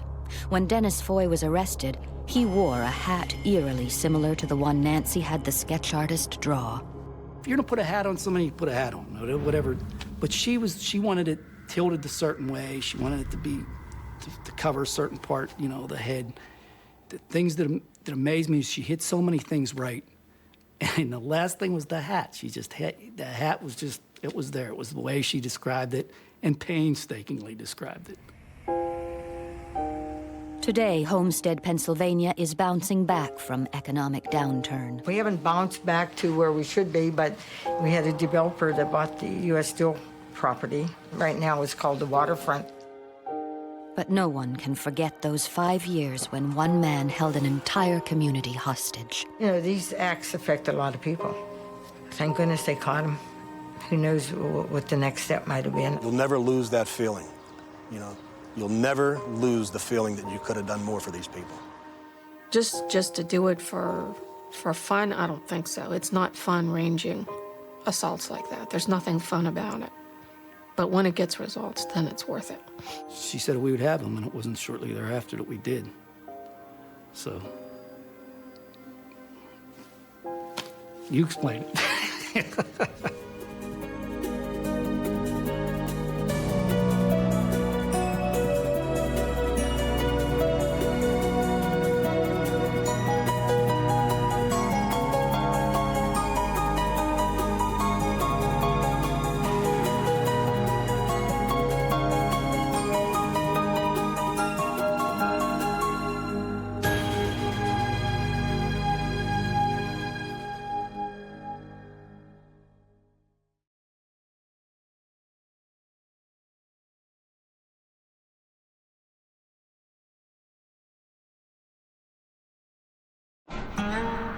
In southern Louisiana, someone is killing the elderly. A psychic 4,000 miles away says she can see the killer. I saw that he was wearing gloves and that he was very anxious, and he was looking for a way to get in. They knew they were getting beaten, and they knew they were going to die. It was horrific, the manner in which he beat and killed human beings.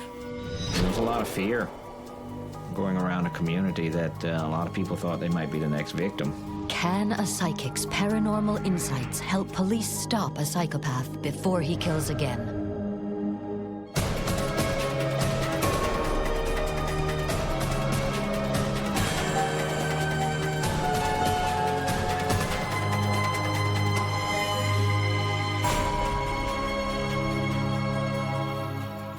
Ascension Parish, a small slice of Cajun country deep in southern Louisiana.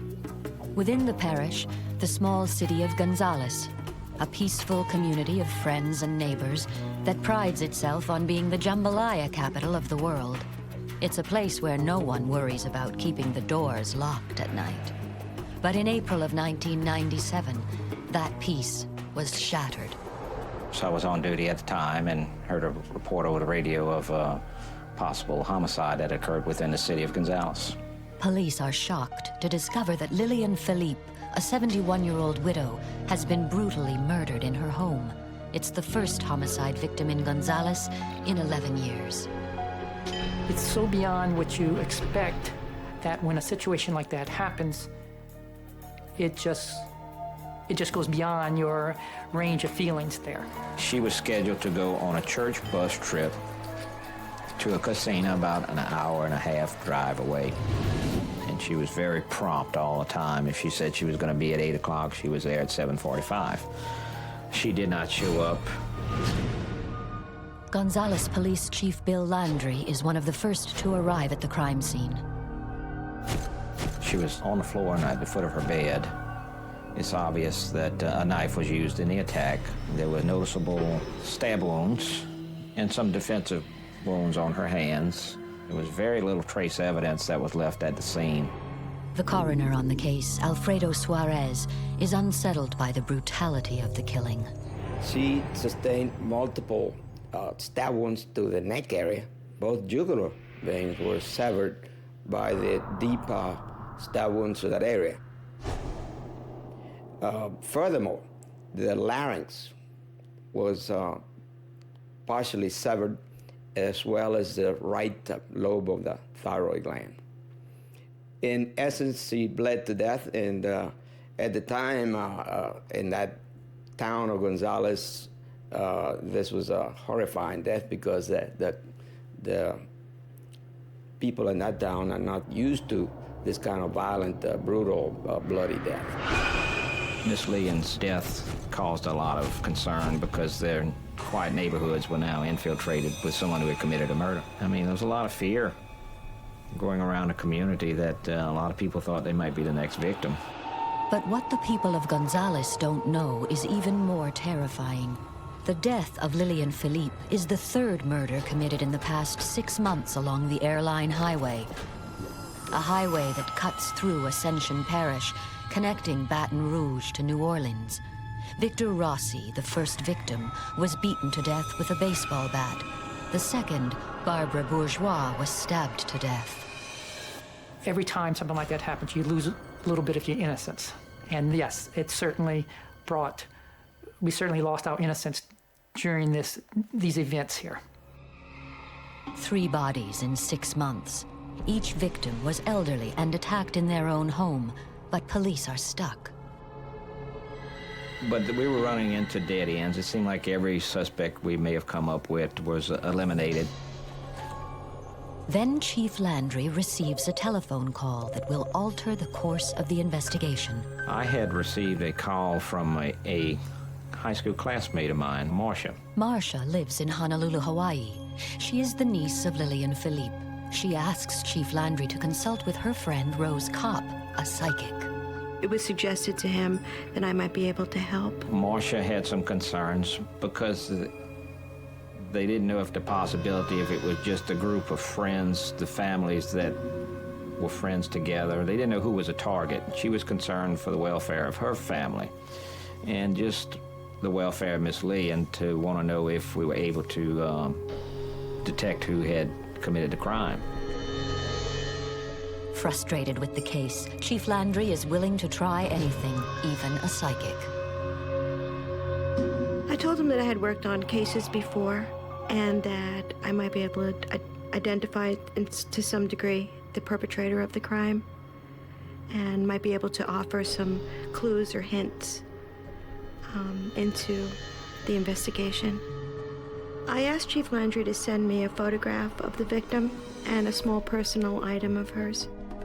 And the photographs of people actually tell me things. I look into the eyes, and it's a matter that transcends physical reality. Once I see a person's photograph and touch an object that belongs to them, I'm able to connect better with the target. But before the photo reaches Hawaii, the killer strikes again, this time a double homicide. Once again, the Airline Highway, just down the road from the home of Lillian Philippe. Seniors Sam and Luella Arcuri have been bludgeoned to death in their home. Then 5 days later, another killing. Joan Brock, 55, is beaten to death in her backyard. All signs point to a serial killer stalking the most helpless citizens of Ascension Parish. Although the body count is rising fast, police have very little information. The crime scene reveals nothing. No fingerprints, no DNA. In Honolulu, Rose Kopp is already on the case. Like a shaman or a medicine man, Rose enters a trance where she claims to be able to travel to the scene of the crime. Shamanic journey is a trance that's induced by repetitive sound, slowly by just focusing on the sound of it. Your brain waves alter, and you feel very light. So I move out of body, flew over Diamond Head, over the Pacific Ocean. My intention was to go to Miss Lillian's house. I flew over California, Texas. I went to Louisiana, and I ended up standing in the carport. And I turned around and I looked over my right shoulder, and there was so much blood all over the place. What Rose Kopp sees is shocking, but is it enough to find Lillian Philippe's killer? It's 1997, and the sleepy southern town of Gonzales, Louisiana, has been rocked by the brutal murder of 71-year-old widow Lillian Philippe. It just goes beyond your range of feeling. Gonzales Police Chief Bill Landry has connected the killing to 5 others in the area. I mean, there was a lot of fear going around the community that a lot of people thought they might be the next victim. And you had to really keep everybody happy and make sure that they saw patrol cars and they saw officers around. And so it was the assurance that we had to give as a law enforcement community, had to give the public to know that they could still be safe in a community that was stricken with a serial murderer. Police have few clues, but Chief Landry has made a connection of the most unusual kind. Rose Kopp, a psychic thousands of miles away in Hawaii, claims to be able to see the killer. I saw that he was wearing gloves, and his hands were in fists, and so I got the kinesthetic impression that he was very anxious, and he was looking for a way to get in. Gloves would explain the lack of fingerprints found at the crime scene. I saw him as a Caucasian male, and about 5'9", and he had brown hair. He was very strong.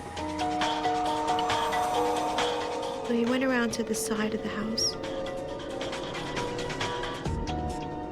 and I saw him move a wrought iron chair from the porch area and move that on top of the air conditioning vent and then stand up on it.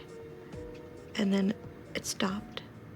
My vision stopped. And the first thing she told me was that he placed a chair on top of an air conditioning unit and actually climbed onto the roof of the home.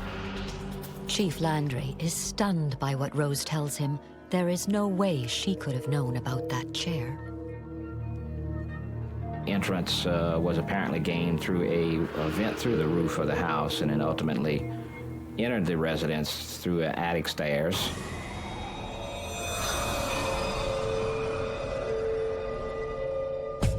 He was like a snake, like an anaconda, or those snakes that wrap around you. And he just seized on her and was stabbing her in the neck, in the throat. And there was so much blood all over the place. And I recall her trying to get him off of her, and she couldn't. He was too wiry and strong. She couldn't get him off her. And I just saw all the blood all over the pillow and on the bed. Somehow, Rose Kopp has seen details of the crime scene known only to police. With the pressure mounting, local authorities team up, creating a joint task force to oversee the investigation. The task force was composed of St. John, the Sheriff's Department, St. James, Ascension Parish Sheriff's Department, and the City of Gonzales to try and collect all information. District Attorney Charles Long monitors the task force. The task force thought it wise to consult the FBI Child Abduction and Serial Killer Unit in Quantico, Virginia. After the FBI profiling was done, it was learned that all of the crimes, both in St. John, St. James, and Ascension in the city of Gonzales, were probably done by a single killer. Now, certain he's dealing with a serial killer, Chief Landry once again contacts Rose Kopp.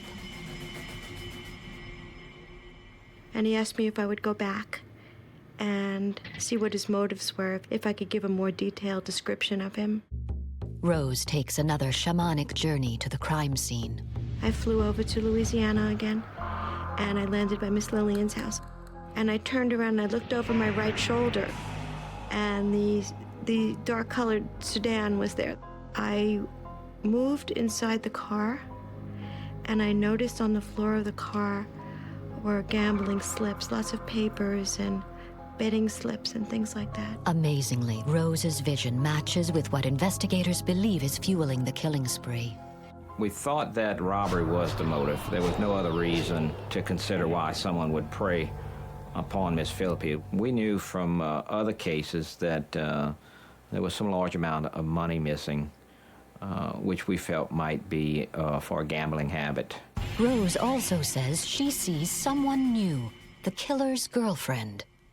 And I saw her in a place serving food.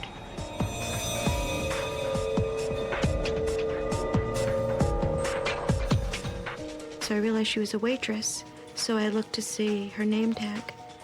And I wasn't sure if it was Brandy or Cindy or Candy. And then I wanted to know where the restaurant was where she worked. So I looked out the window. I'm invisible all this time, huh? And I looked out the window, and I saw a fairly large building. And I smelled blood. And then suddenly I saw a severed cow's head. And it shocked me so badly that I came back immediately into my body. I was back in my living room. I don't even recall traveling back. It's a bizarre psychic vision that transcends space and time, but it makes sense to Chief Landry. Right off the top of my head, I knew exactly what she was talking about. It was a slaughterhouse. It was a regional slaughterhouse for cattle. And they had a big cow that stood up on top of a sign. The slaughterhouse Rose can see was torn down years ago. I mean, I got officers who didn't know that that sign existed at one time or another. I do remember it because as a kid, I remember the slaughterhouse. And when she said, I see a cow on a sign, it was right off the top of my head, I knew exactly what she was talking about. But it's the psychic's final vision that will blow the case wide open. And then I saw an old woman's hand, and I knew it was an old woman's hand because it was veiny and the skin, the knuckles were wrinkly.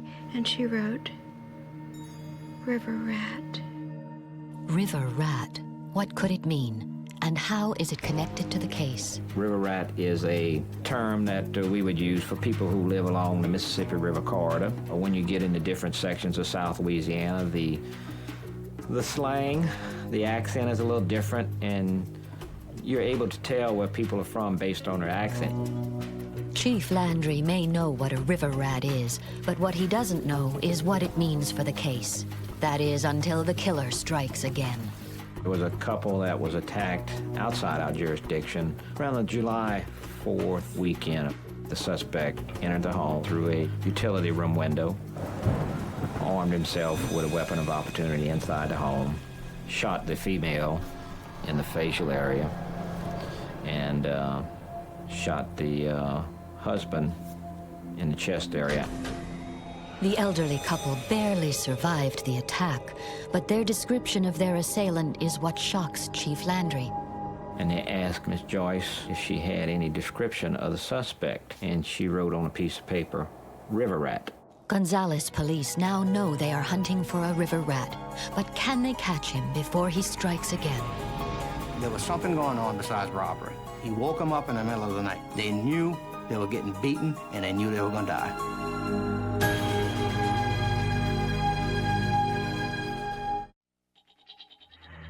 A serial killer is on the loose in Ascension Parish, Louisiana. 6 elderly victims have been murdered, including 71-year-old Lillian Philippe. Though police believe robbery is the motive, they're disturbed by the viciousness of the attacks. You've got your whole community in fear of who's next. When you go into somebody's house, that's you know, man's house is his castle. And when you're robbing the castle and killing the king and the queen, you got a problem. From the sheriff's department's point of view, from the district attorney's point of view, trying to prosecute somebody and bring them to justice and trying to calm the community. So I would say in my years of 15 years as a prosecutor, that was some of the worst. You know, we've had some other disputes, but nothing of this magnitude. Gonzales Police Chief Bill Landry is working on the case alongside psychic Rose Kopp. And then I saw an old woman's hand, and she wrote, River Rat. The latest victim has survived the killer's assault. She gives police a physical description of her attacker and also describes him as a river rat, slang for people who live along the Mississippi corridor. Now, using the FBI profile and the victim's description, police create a composite of the suspect and release it to the public. Again, Chief Landry is struck by the accuracy of the psychic's visions. The description Rose had given me was very, very close in the physical features to the composite we ultimately got. Only 5 days after the composite is released, there's a major break in the case. There was someone who came forward to say, look, I know this guy. He's been spending a lot of money in a casino. The witness identifies a resident of Gonzales, a man named Daniel Blank.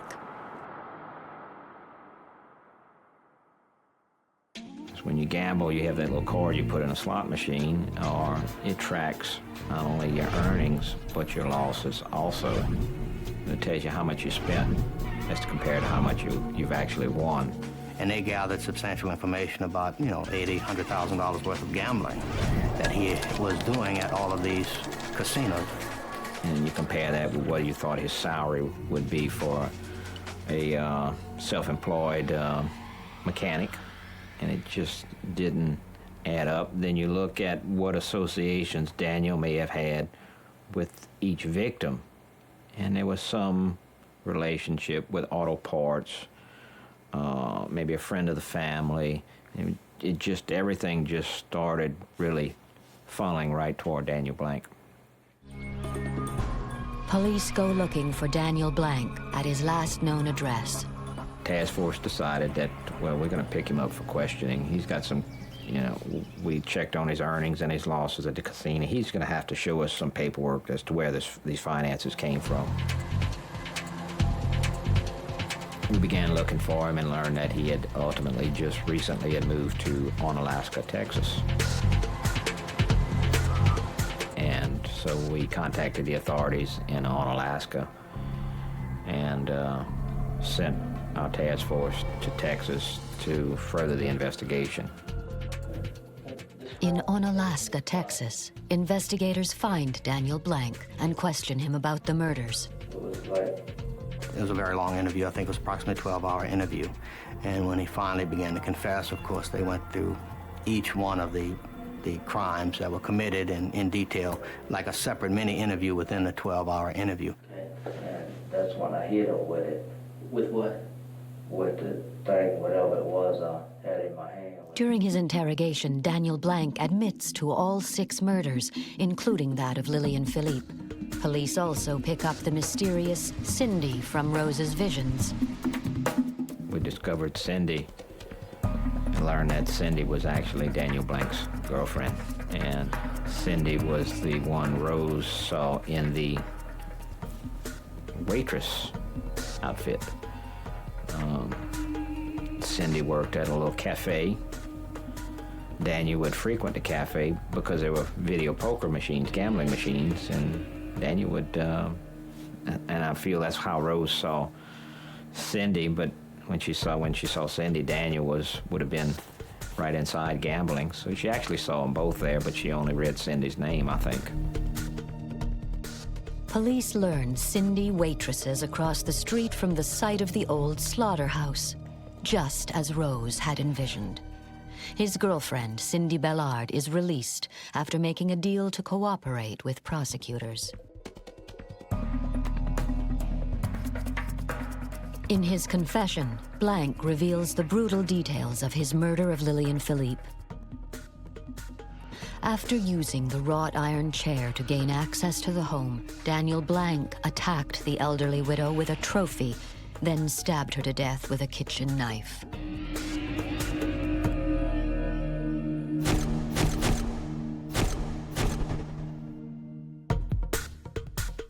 Daniel Blank, in his confession, indicated he stole approximately $100 from Miss Lillian Philippe's house.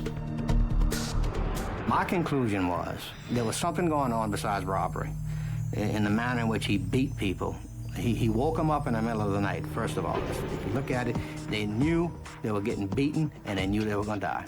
And for some reason, I feel he wanted them to know that they were going to get beaten to death. Because other than that, you could have just simply went in, stole what you wanted and leave out, or there were more humane ways. If you're going to kill somebody, there are more humane ways than to beat them with a baseball bat, beat them with a trophy, slice them with a knife, beat them with a briar hook, chop them up, or whatever he was trying to do. 2 years after the crime, on September 2nd, 1999, a jury finds Daniel Blank guilty of the first-degree murder of Lillian Philippe. He is sentenced to death. The main factor to me was that he was taken off the streets. He was not going to harm anyone else, so that was satisfaction. Despite being over 4,000 miles away in Honolulu, Hawaii, somehow Rose Kopp was able to tell investigators in Gonzales, Louisiana, remarkable details that, at the time, only the killer could have known. He did use a chair to break into Lillian's home. His girlfriend was a waitress named Cindy, and his appearance matches Rose's physical description of the killer. He had a gambling problem, and he was a river rat. For Ascension Parish, the conviction of Daniel Blank returns a sense of peace. For the family of Lillian Philippe, it means justice. And for Rose Kopp, it means vindication for the psychic powers even she finds inexplicable. I'm surprised, happy, exhilarated, satisfied. I love catching bad guys. Not to say that Rose had everything signed, sealed, and delivered, but I think Rose's journeys did aid us to ultimately get the right guy.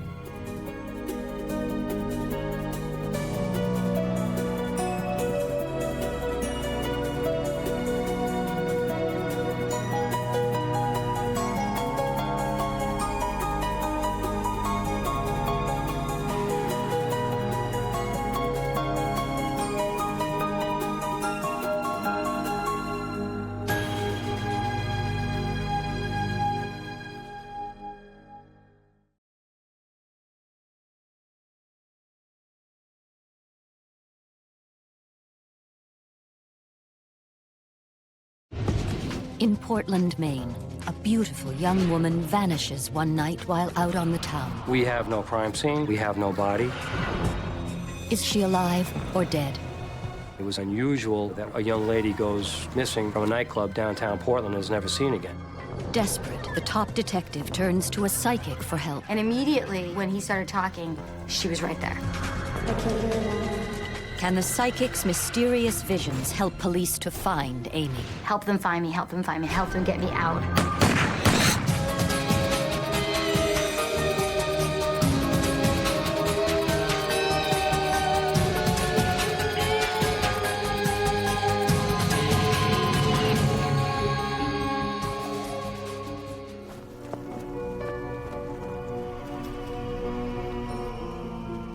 Portland, Maine. A peaceful city in historic New England. But on October 21st, 2001, that peace was shattered.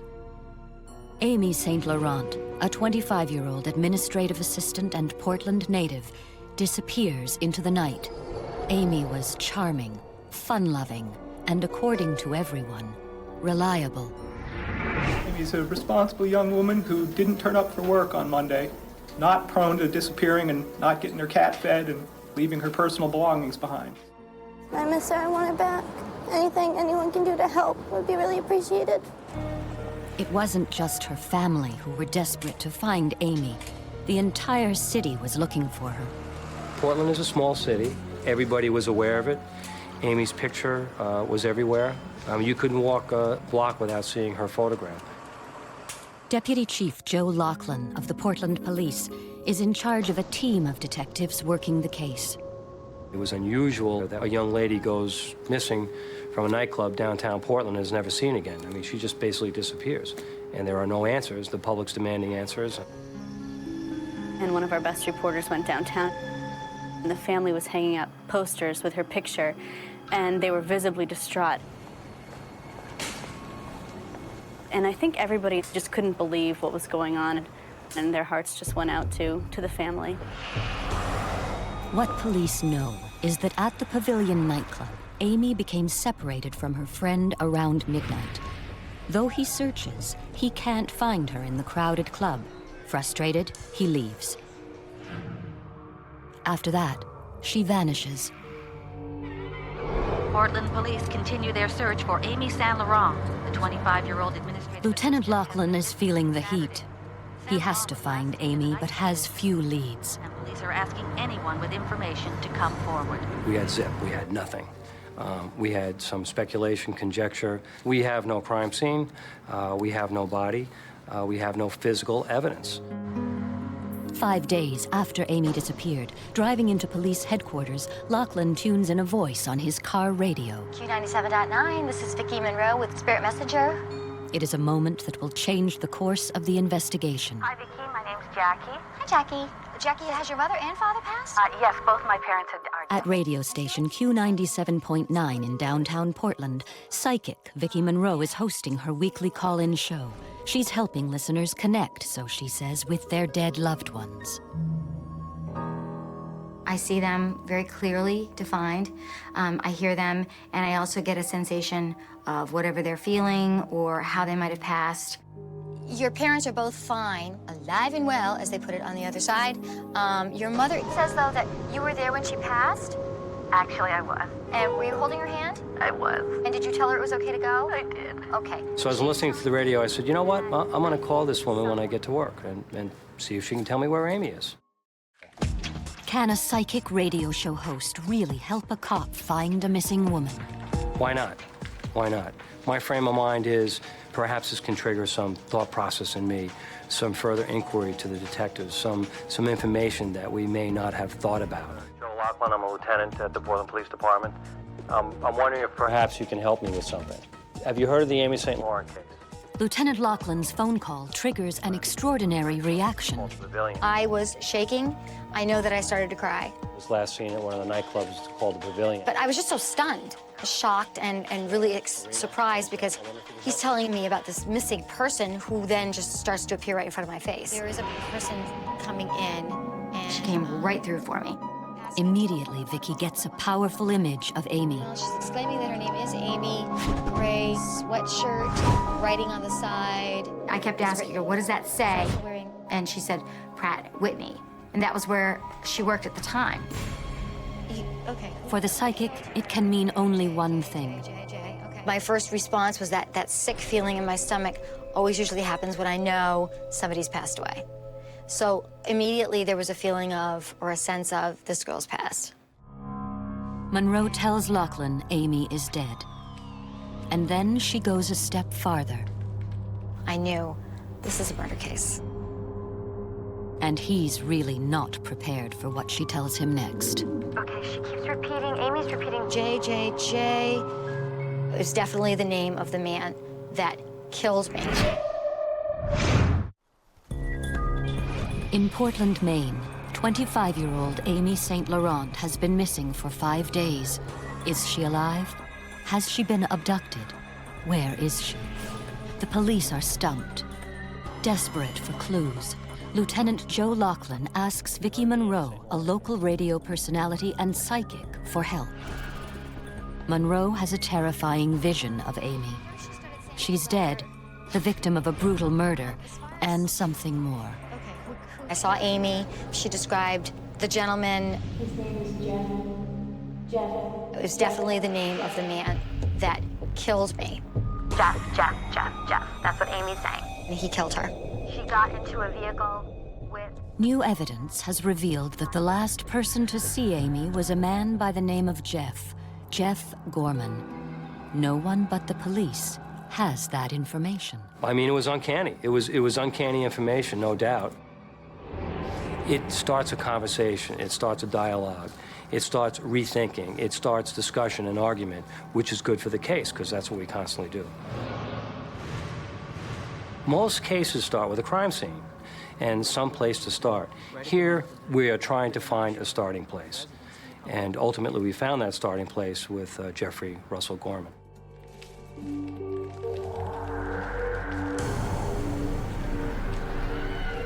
While Lieutenant Lachlan heads up the investigation, 2 veteran detectives lead the search for Amy. Scott Heracles from Maine State Police and Danny Young from Portland PD. Gorman was just the last person known to be with Amy St. Laurent. And at that point, we had to focus on him until we could either clear him or put the case together. Gorman is hauled in. As he is questioned, Lachlan watches for signs of deception. If the psychic is right, this man knows what happened to Amy. This guy then Erica's here on. I don't know. She said that he left her. Gorman, who wanted to appear very cooperative, was in fact very reluctant. He would come and give you his story, but he wouldn't do anything further. I play a lot of pool.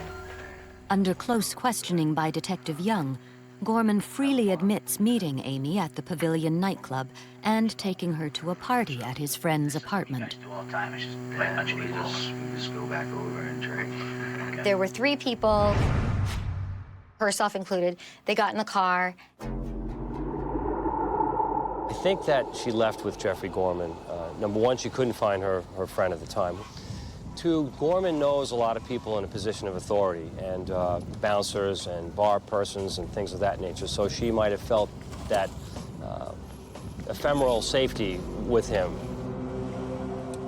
According to Gorman, Amy doesn't stay long at the party and he drives her back downtown. I pulled up. I did not even put my car in park. Left it in draw. She says, I hope you remember my name. I'll call you tomorrow. All right? But Gorman's story doesn't stack up. Across the street from the Pavilion is a jewelry store. So they had a video camera that basically shot out through the glass into the road. We knew what Gorman had for a car, so we looked at the tapes for that time period, and Gorman's car never appeared. So that clearly indicates to us that he's lying. At the time, he also says that there's a lot of activity here, that bouncers and persons are coming and going from the nightclub. We know that at that time of night that this place is a ghost town.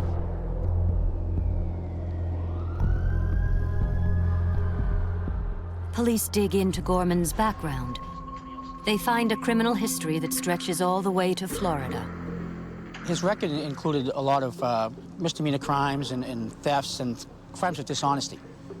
Knowing his background, going into Florida and Alabama and talking to the individual detectives and people down there, and we got the picture of Russ Gorman, Jeffrey Gorman, as someone we didn't trust, and nothing that he said, nothing that he said we could verify.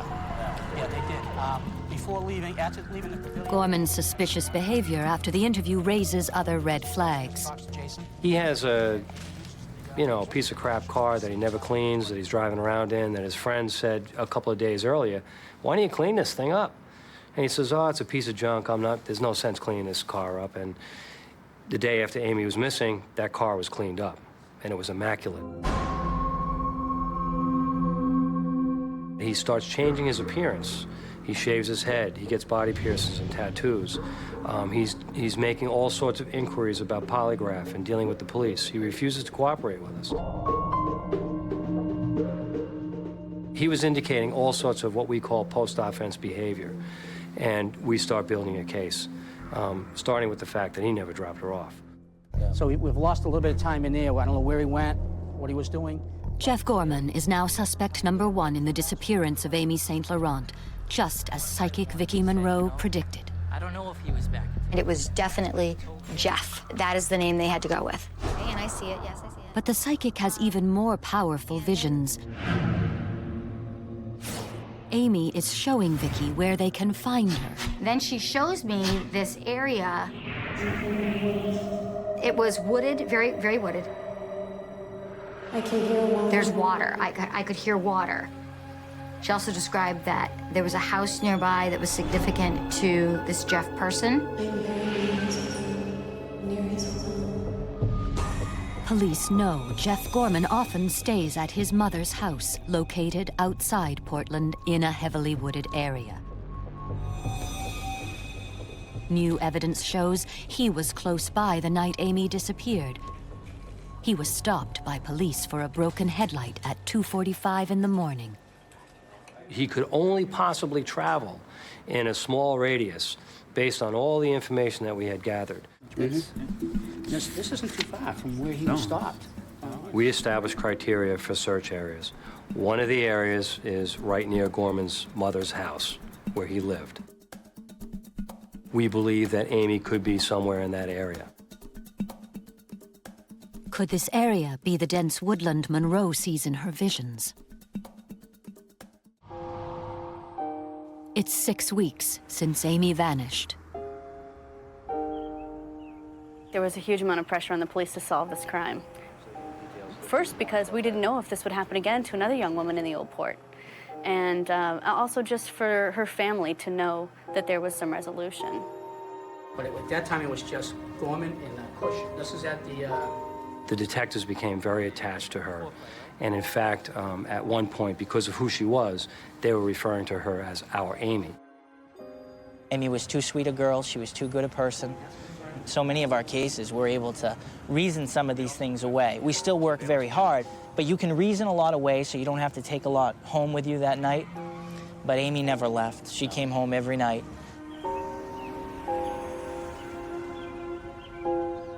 Lieutenant Lachlan actually asked me if I would speak to a woman named Diane Jenkins. Well, the names didn't match, so I honestly didn't know who that would be. And it ended up being Amy's mom. Diane came with me and she had a bag with her. And it contained a book and pictures. It was definitely confirmation for me that was Amy. That was the girl that I had seen. Mrs. Jenkins, what I do is I see people that have passed away, and I can see Amy, and she's right behind you. The vividness of Amy was very intense, and this time was going to show herself in complete form, right down to her tattoo and her sandals, so her mother would know, this is me. Don't even question this. This is me. She's wearing a gray. It was very important that I relay the message to her mother that I love you, you were a wonderful mother, you were all of these great things to me.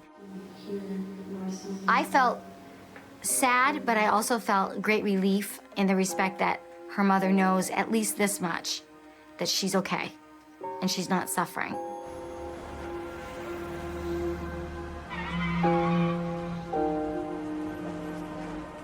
But now detectives face another obstacle.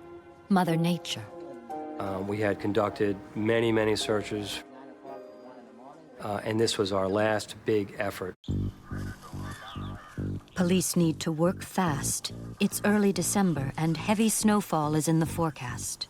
As we started the search in the morning, we were all very anxious to get moving because snow was coming. Snow was imminent. It was going to happen that day. The snow may have prevented the cadaver dogs from actually indicating on the grave, which then would have been another 4 or 5 months. Urgency really sums up how we were feeling. We had to find her. Danny and Scott really believed that we were going to find her. I was just like, man, I don't know how we're going to do it. It's just the proverbial needle in a haystack. Just as Monroe predicted, police now believe the answer to the mystery of Amy's disappearance lies buried in these woods. This is very, very familiar territory to Jeffrey Russ Gorman. His mother's house is through the woods here, probably about 4/10 of a mile. These trails he's been through many, many, many times. He's fished these ponds. If you look over here, you can see probably 50 feet from us is water. For hours, police scour the woods. And then... Around 2:30 in the afternoon, the search team was walking through this area, and they stepped on an area over here where the earth was soft and determined that it didn't feel right. They backed up and they looked, and they noticed some depression, soft earth, fresh shovel marks. Could this be what they were looking for? The dogs first come through here, and they go immediately to this pine tree here, and they alert on the pine tree. From here, they go to this area where there was a grave. Detective Young takes charge of the crime scene. I'd taken some tools from my vehicle and dug down a little bit and searched, and I could feel basically an arm where I could feel skin underneath. The forensic dig continues late into the night. But is it Amy's body they have found? Has the psychic been right all along? You need to help me get out. Help them find me, help them find me, help them get me out. It's December 8th, 2001. For the past 6 weeks, finding Amy St. Laurent has consumed the police in Portland, Maine. Amy is the type of daughter you'd be proud to have. And I had a daughter, Amy, the same age. It hit home, hit very, very close to home. Amy is the kind of victim, she's the kind of person we're supposed to protect. She's the reason we come to work. And we had to get it done for her. Now they may be close. Psychic Vicki Monroe described where to look for her body. I see a house, there's a house, there's water. I could hear water. It's Jeff. She also told police the name of the person responsible. The gentleman that did this to her was Jeff. Jeff Gorman is the chief suspect in the investigation, but the psychic knows even more. And then Amy told me that I'm under something. I can't get out. What does she mean? Police are about to find out. When we're doing the forensic exhumation, I do remember finding the piece of plywood, and what Vicki had told me resonated at that point, that she was under something.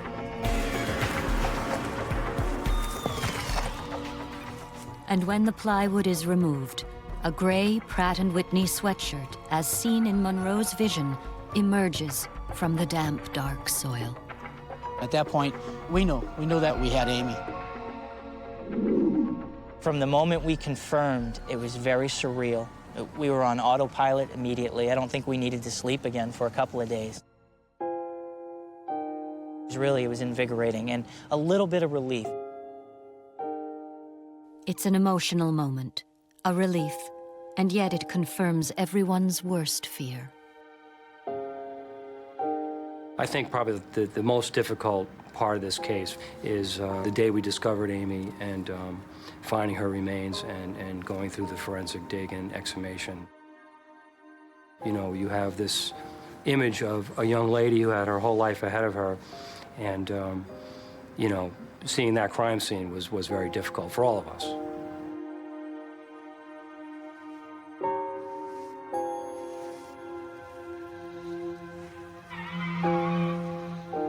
In the moments that we found her, we got our first snowstorm of the season. We were leaving the site when the snow started coming down, and it was a substantial storm, too.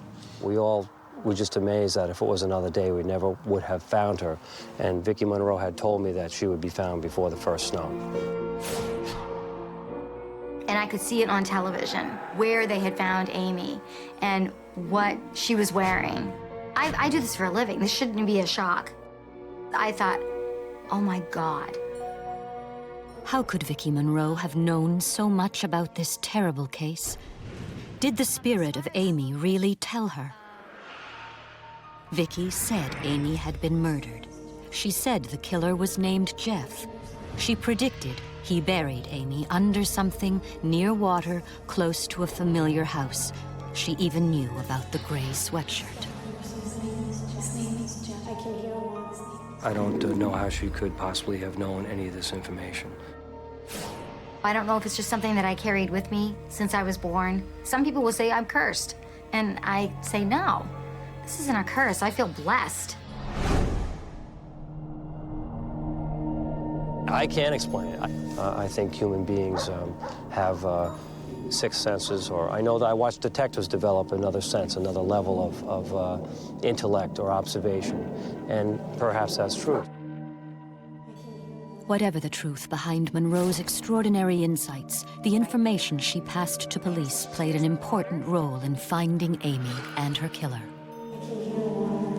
I think the biggest impact that her statements had on the investigation is that it stimulates conversation, it stimulates discussion, and that begets other information. One day after Amy is found, police arrest Jeffrey Gorman and charge him with first-degree murder. At his trial, the terrible details of Amy's last night alive are revealed. We will not know precisely what happened that night, but we believe that the assault started in the car. After leaving the party, Gorman stops and forces himself on Amy. She resists, and he brutally assaults her. He then takes a gun out and brings her to familiar ground. I believe Amy was taken up this road by force. Hidden in the forest, under the cover of night, Gorman assaults and rapes Amy. Then, by a pine tree, he shoots her in the head. 2 days later, he returns to bury her next to the pond, covered by a cheap piece of plywood. I often tell people that this is an unbelievable case. It was an unbelievable experience. It takes a lot out of you and pushes you against the wall. And I don't know how many times you can really handle that in a career, a case like this, one that you cannot afford to lose. And there's no doubt in my mind that this man would kill again. This guy is serial sexual homicide. In court, Gorman's own dark words finally seal his fate. Prosecutors present a recording of Gorman's mother admitting to police that her son had confessed to her that he killed Amy. A brutal killer is found guilty and sentenced to 60 years in prison for the murder of Amy St. Laurent. Now that we have Jeffrey Russ Gorman behind bars, he will never be able to kill again. And this, to me, is sacred ground.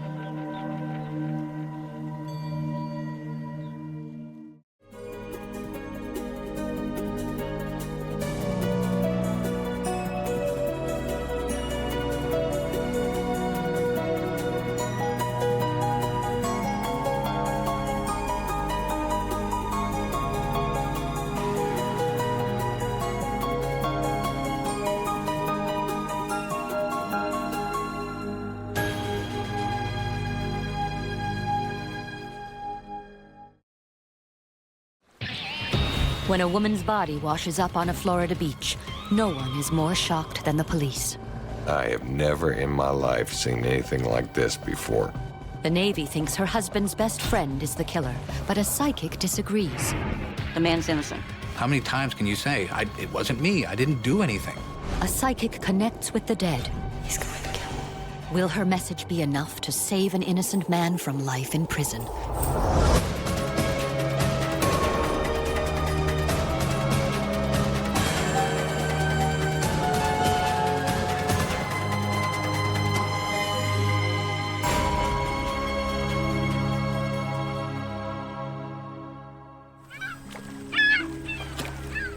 On the northeast coast of Florida, Jacksonville is home to the Mayport Naval Station, the third largest U.S. naval base in the world.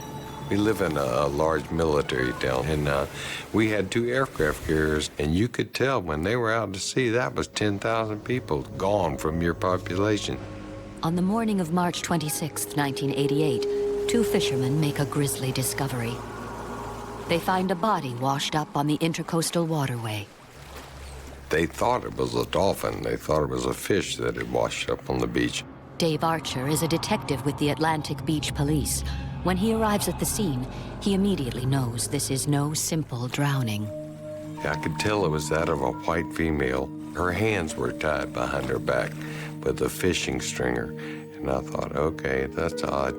She's identified as 22-year-old Anita Lucander. She had been reported missing by her co-workers at the Navy base 9 days earlier. She was in my duty section, and she didn't show up for work. And in the Navy, you show up for work. Peter Johnstone was a co-worker and a close friend of the Lucanders. When he'd realized Anita was missing, and knowing her husband was away at sea, he and fellow workers began a citywide search. I mean, everybody, we all gotten worried. I mean, even the Navy had gotten hold of her husband, Bill, who was, I believe, down in Guantanamo Bay at the time. My chief brought me down to the chief's mess and actually spent about 4 hours with me talking and settling me down. And I won't forget that night. The autopsy suggests Anita's body had been in the water for 9 days. She was gagged with a white t-shirt. She had been strangled and her body had been mutilated. I said, do you think she was raped? And he said, I can't tell. I said, what do you mean you can't tell? He said, all that's been surgically removed. And I thought, what? The medical examiner also notes that her left ear had been cut off. I told my boss, I said, look, I am entirely out of my league on this one. I have never in my life seen anything like this before. Because of the shocking nature of the crime, they call in both state and federal law enforcement agencies, including the FBI. Atlantic Beach at the time was a small town, a small police force. I don't think they were used to homicide investigations. And honestly, I don't think it was really taken seriously until Anita's body was found. When investigators initially searched the Lucander home, the front door was unlocked. There was no sign of forced entry. Just looked like a normal apartment. I'm thinking we got another missing military wife. You know, she's probably took off with somebody, or who knows. 3 days later, Anita's truck was found parked at a local bar just 4 miles from the house. When Bill Lucander arrives home from sea, he notices right away that something is wrong. Some of his guns are missing from his cabinet. Police immediately check pawn shops in the area, and one dealer says someone tried to sell him the stolen guns.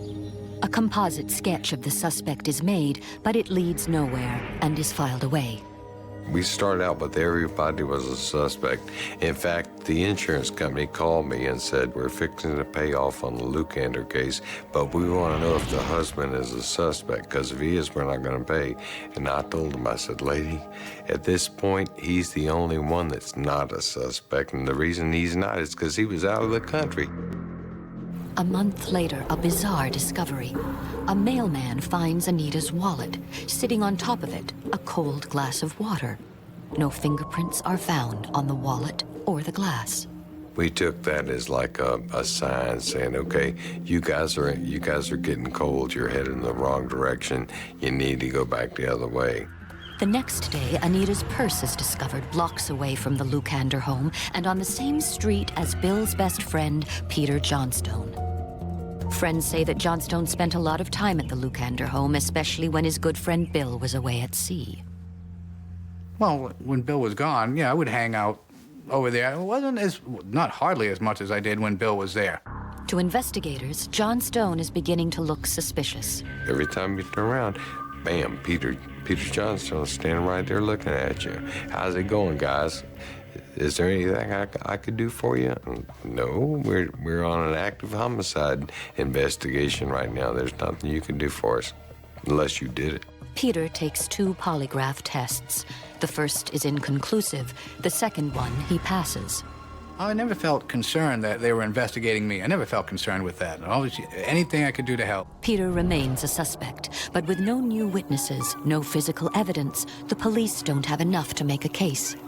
Everything was circumstantial. There was no smoking gun. There was no fingerprint to say, this is this and this is that. Just couldn't do it. 9 months after Anita was murdered, police are still no closer to catching her killer. We had pretty much hit a dead end. The Anita Lucander case goes cold. 7 years pass without a single lead, and Anita's brutal killer is still out there. Between 1988 and 1995, I was very frustrated, angry. I was still basically living and working with the same group of folks, and pretty much realized that, you know, there was probably somebody in that group that had killed Anita. Then, in 1995, the Naval Criminal Investigation Services sets up a cold case unit, and the Anita Lukander case starts to warm up again. They go back to the original suspect list from 1989. At the top is Peter Johnstone, who is now married with 2 children and no longer in the Navy. 2 agents visit him in his home in Maryland. You know, they just want to ask me a few questions, and the case had been brought back up. And just in a split second, it turned ugly, and they said, "You did it. We know you did it. You're the one, and you better tell us now." And once again, I was just flabbergasted. Investigators grill Johnstone for a full 3 days. Now, in a dramatic turnaround, they believe they have the evidence they need to nail him. He's taken into custody and held for 30 days, until the Florida Duval County Grand Jury indicts the former Navy squadron member for the murder of Anita Lukander. Mimi Hannon, an investigator for the Public Defender's Office, is assigned the case. We had a man that probably didn't commit this homicide, and it was our job to prove that. For the defense, 7 years after the murder, it was going to be tough going. So breaking with convention, they turned to a psychic for help. But could a psychic's cryptic clues help save Peter Johnstone from life in prison? It's been 7 years since Anita Lukander's mutilated body washed up on the Intercoastal Waterway in Jacksonville, Florida. Her co-worker, former Navy Petty Officer Peter Johnstone, is charged with murdering his best friend's wife. How many times can you say, it wasn't me, I didn't do anything? There was no physical evidence really linking Peter to the crime.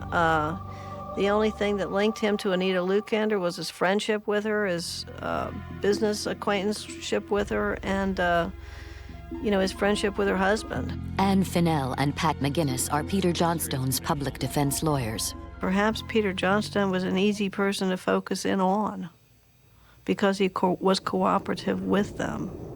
The most damning evidence the Navy had was a supposed verbal confession given by Peter Johnstone during their 3-day interrogation of him in Maryland. After I was arrested, I spent 30 days in Maryland jail awaiting paperwork from Florida because I was arrested under a fugitive from justice for murder.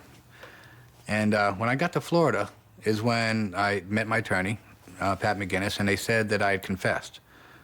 And I'm like, what are you talking about? I didn't confess to anything. I kept telling them no for 2.5 days. And apparently they had this whole confession that they wrote up. Nothing I wrote up, nothing I signed, nothing I said, nothing. The false confession that Peter ultimately gave was, basically, if I'd have done this, here's what I would have done. Naval investigators contend that Peter Johnstone made advances to Anita, which she rejected. Angry, he strangles her, panics, and steals the guns from the cabinet to make it look like a burglary. He then dumps the guns and Anita Lukander's body off the bridge into the Intercoastal Waterway. Most people don't believe that anyone would ever confess to something they didn't do. Those instances where interrogations last for long periods of time, the likelihood of a false confession is real. And in Peter Johnstone's case, this went on for 3 days. Now it's up to the defense team to build a case for Peter Johnstone's innocence. Investigator Mimi Hannon's task is to go back 7 years to the original 1988 investigation. Law enforcement in this case botched up an investigation tremendously. And it was a cold case, so you're going back and witnesses forget and people die and they move, and it's just really hard to reconstruct a real solid defense from something that happened so long ago. To bolster their case, Hannon makes an unusual suggestion. It occurred to me that law enforcement utilizes psychics. The government has utilized psychics. And back in the 90s, people weren't very forthcoming about using psychics to help them solve mysteries. When I first mentioned to Pat and Ann that I had a psychic friend and I would like to run the case by her and see if she had any feedback, they were very skeptical. Patrick almost did it, I felt, just to humor me. But I wasn't going to put my professional reputation on the line. I believed in Sharon's ability and was looking forward to using it. Sharon Johns is a psychic who lives in Gainesville, Georgia. She says her psychic ability comes from a higher being. I always pray to work from that highest level. And by doing that, the angels and the guides do come and stand with you because you're working in that light. I ask for extremely accurate information for those that I read for this day. When I get information, it just comes in words, just kind of quick words, or in a video, or just in kind of symbols. Hannon and the psychic are friends, but they've never worked together until now. I do all of my work over the phone because I prefer to be in my space. If I'm sitting beside a person, I have to move away from them. And I'm just more comfortable to do phone work. I don't care if the person lives next door. I'll say, no, call me on the phone. Because that way, my energy is more clear. Sure, no When problem. Mimi calls Sharon Johns, she has no knowledge of the case and asks Mimi not to give her any. She wanted to know the victim's name and date of birth and Peter's name and date of birth. Peter And that's all I Johnston. gave her. Immediately before she could even get his name out, I said, the man's innocent. She told me that Peter would be found innocent and that the jury would come back in with an acquittal in March. When I look at different aspects of what's going on, things just come immediately. With this case, it was just like a TV reel, just taking place. Then Sharon inexplicably hones in on a curious clue. I keep getting this about a composite somewhere. And you really need to see if somebody can find it. How could Sharon know about the 7-year-old long-lost composite, the sketch of the man who tried to sell the stolen guns? And why does she think it's so significant? The composite had not been found yet. We had so many volumes of Discovery to go through that we intentionally had to start searching through the Discovery boxes. And we eventually did find it. It was there, just as she said. I came back to the office the next morning, and Pat wanted to know what the psychic said. And his eyes got big as saucers. There were views she had about the case and expressed that we were quite frankly puzzled as to how she could have arrived at those without a more intimate knowledge of the case than she had. We had Pat's attention. He was going to take her more seriously than he had. Sharon Johns was suggestive that this was, in fact, the person who was Anita Lukander's killer. And the composite picture doesn't look anything like Peter Johnstone. When I first saw the police sketch of the composite, I don't think it looked like me at all. One, I think the person had hair. And I'd like to show you some pictures of me back then. I haven't lost much hair since, in 20 years. And not to mention, I'm not wearing my glasses now, but back then I always wore glasses. So, without bumping into a wall, didn't look a lot like me at all.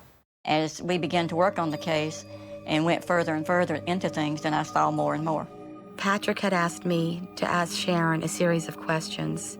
He wanted them tape recorded so that it would be the exact words of Sharon Johns. During my conversation, her voice started to go from her own voice to the voice of somebody else. As well as seeing visions, Sharon claims she is a channeler. It's a phenomena that allows spirits to communicate with the living. It was really sort of a surprise to me, too, in that I wasn't really, what you're saying, preparing for this. The voice was very high-pitched. It sounded like a little girl's voice. He's going to kill me. I don't know where Sharon went, but I was talking to somebody else. Can a psychic channeling the voice of a dead woman help change the course of justice? A sailor accused of killing his best friend's wife is about to go on trial. You did it. We know you did it. You gotta be kidding me. When a psychic is asked to help on the case, she says he's innocent. It's like I saw the whole thing just unfold, like a video. And now, in one of her sessions, she claims to channel the voice of the murder victim, Anita Lukander. She started talking in first person about the crime, and she walked me through the crime as it happened. When I'm really into a trance channel, I am moved completely out of the way, to the point that I don't have any idea of what is being said. Mimi tells me that it was a high-pitched little voice. She sounded like a little child. The voice sounded scared and frightened and had expressed that to me, that she was held for days. and he would leave her there alone for hours at a time, bound. And she knew that he was going to kill her. And I'll never forget the last words this voice said was, "And then it was done." And I took that to mean, and then he killed me. I'd never been a part of something like that before. So at that point, I went over to jail, and I pulled Peter out. And I said, Peter, what did Anita sound like? And he said, you couldn't mistake her voice. She sounded just like a little girl. It's like she is the one that showed me herself in that shack that she was in. And by her coming through and actually speaking was amazing in that the people that were listening to it heard it, but the recording didn't record it. There was nothing on it but static, and there was a lot of distortion on the tape. If the psychic's revelations are accurate, Anita was held captive for several days before being tossed into the waterway. And if this is true, the prosecution's contention that her body had been in the water 9 days must be false. When we looked at the autopsy results and the photographs, both Mr. McGinnis and I were very suspicious of the body having been in the water for that full 9-day period. And the reason being is that in the intercoastal waterway, even in March, there's a lot of crab activity. To prove their theory, the defense team order a crab test at the same location where Anita's body was found. In the experiment, raw chicken is used in place of human flesh and is placed at the bottom of the river for 9 days. While that body is on the bottom especially, it would be attacked by crabs and other animals that are in the water as well. This body had none of that kind of activity. If crabs didn't ravage Anita's body, it could only mean that she was not in the waterway for the full 9 days. This contradicts the Navy's contention that Peter killed Anita and dumped her body that same night.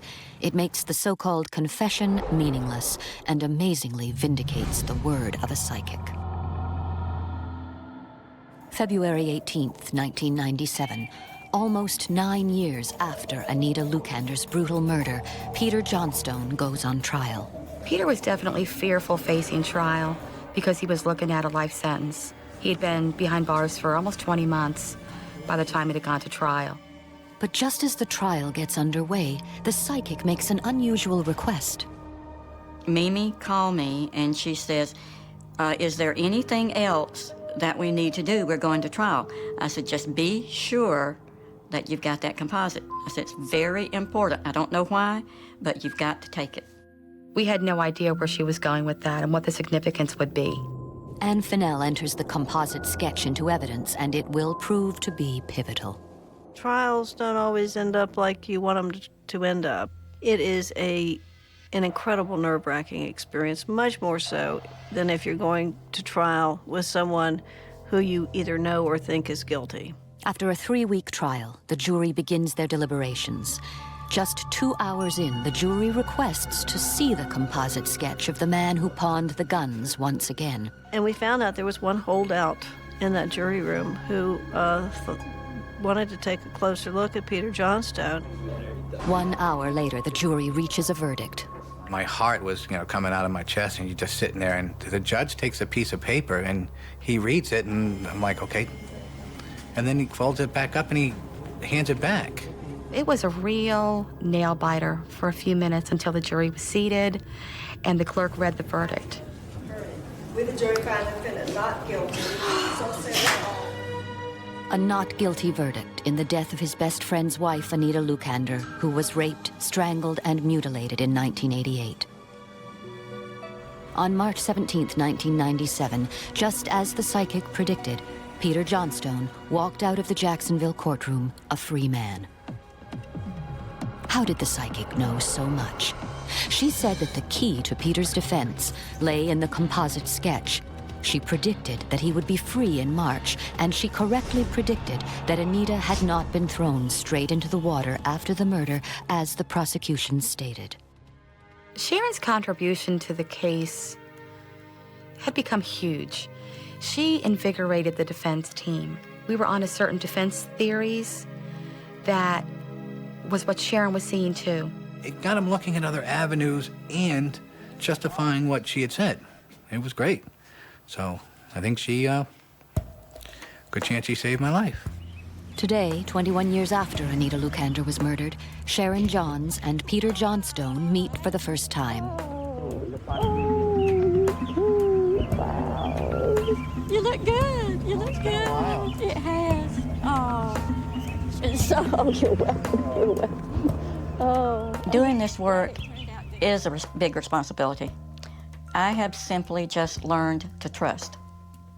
And what I see, I give. I can't give them any more than what I see or what I hear. To date, the cold-blooded killer of Anita Lucander has never been brought to justice. She was my wife. She's a daughter. She was a sister, an aunt, and there's only really one person that knows what happened to Anita, and that person needs to come forward and put this to rest. And if he's not man enough to do that, personally, I hope his life's a living hell.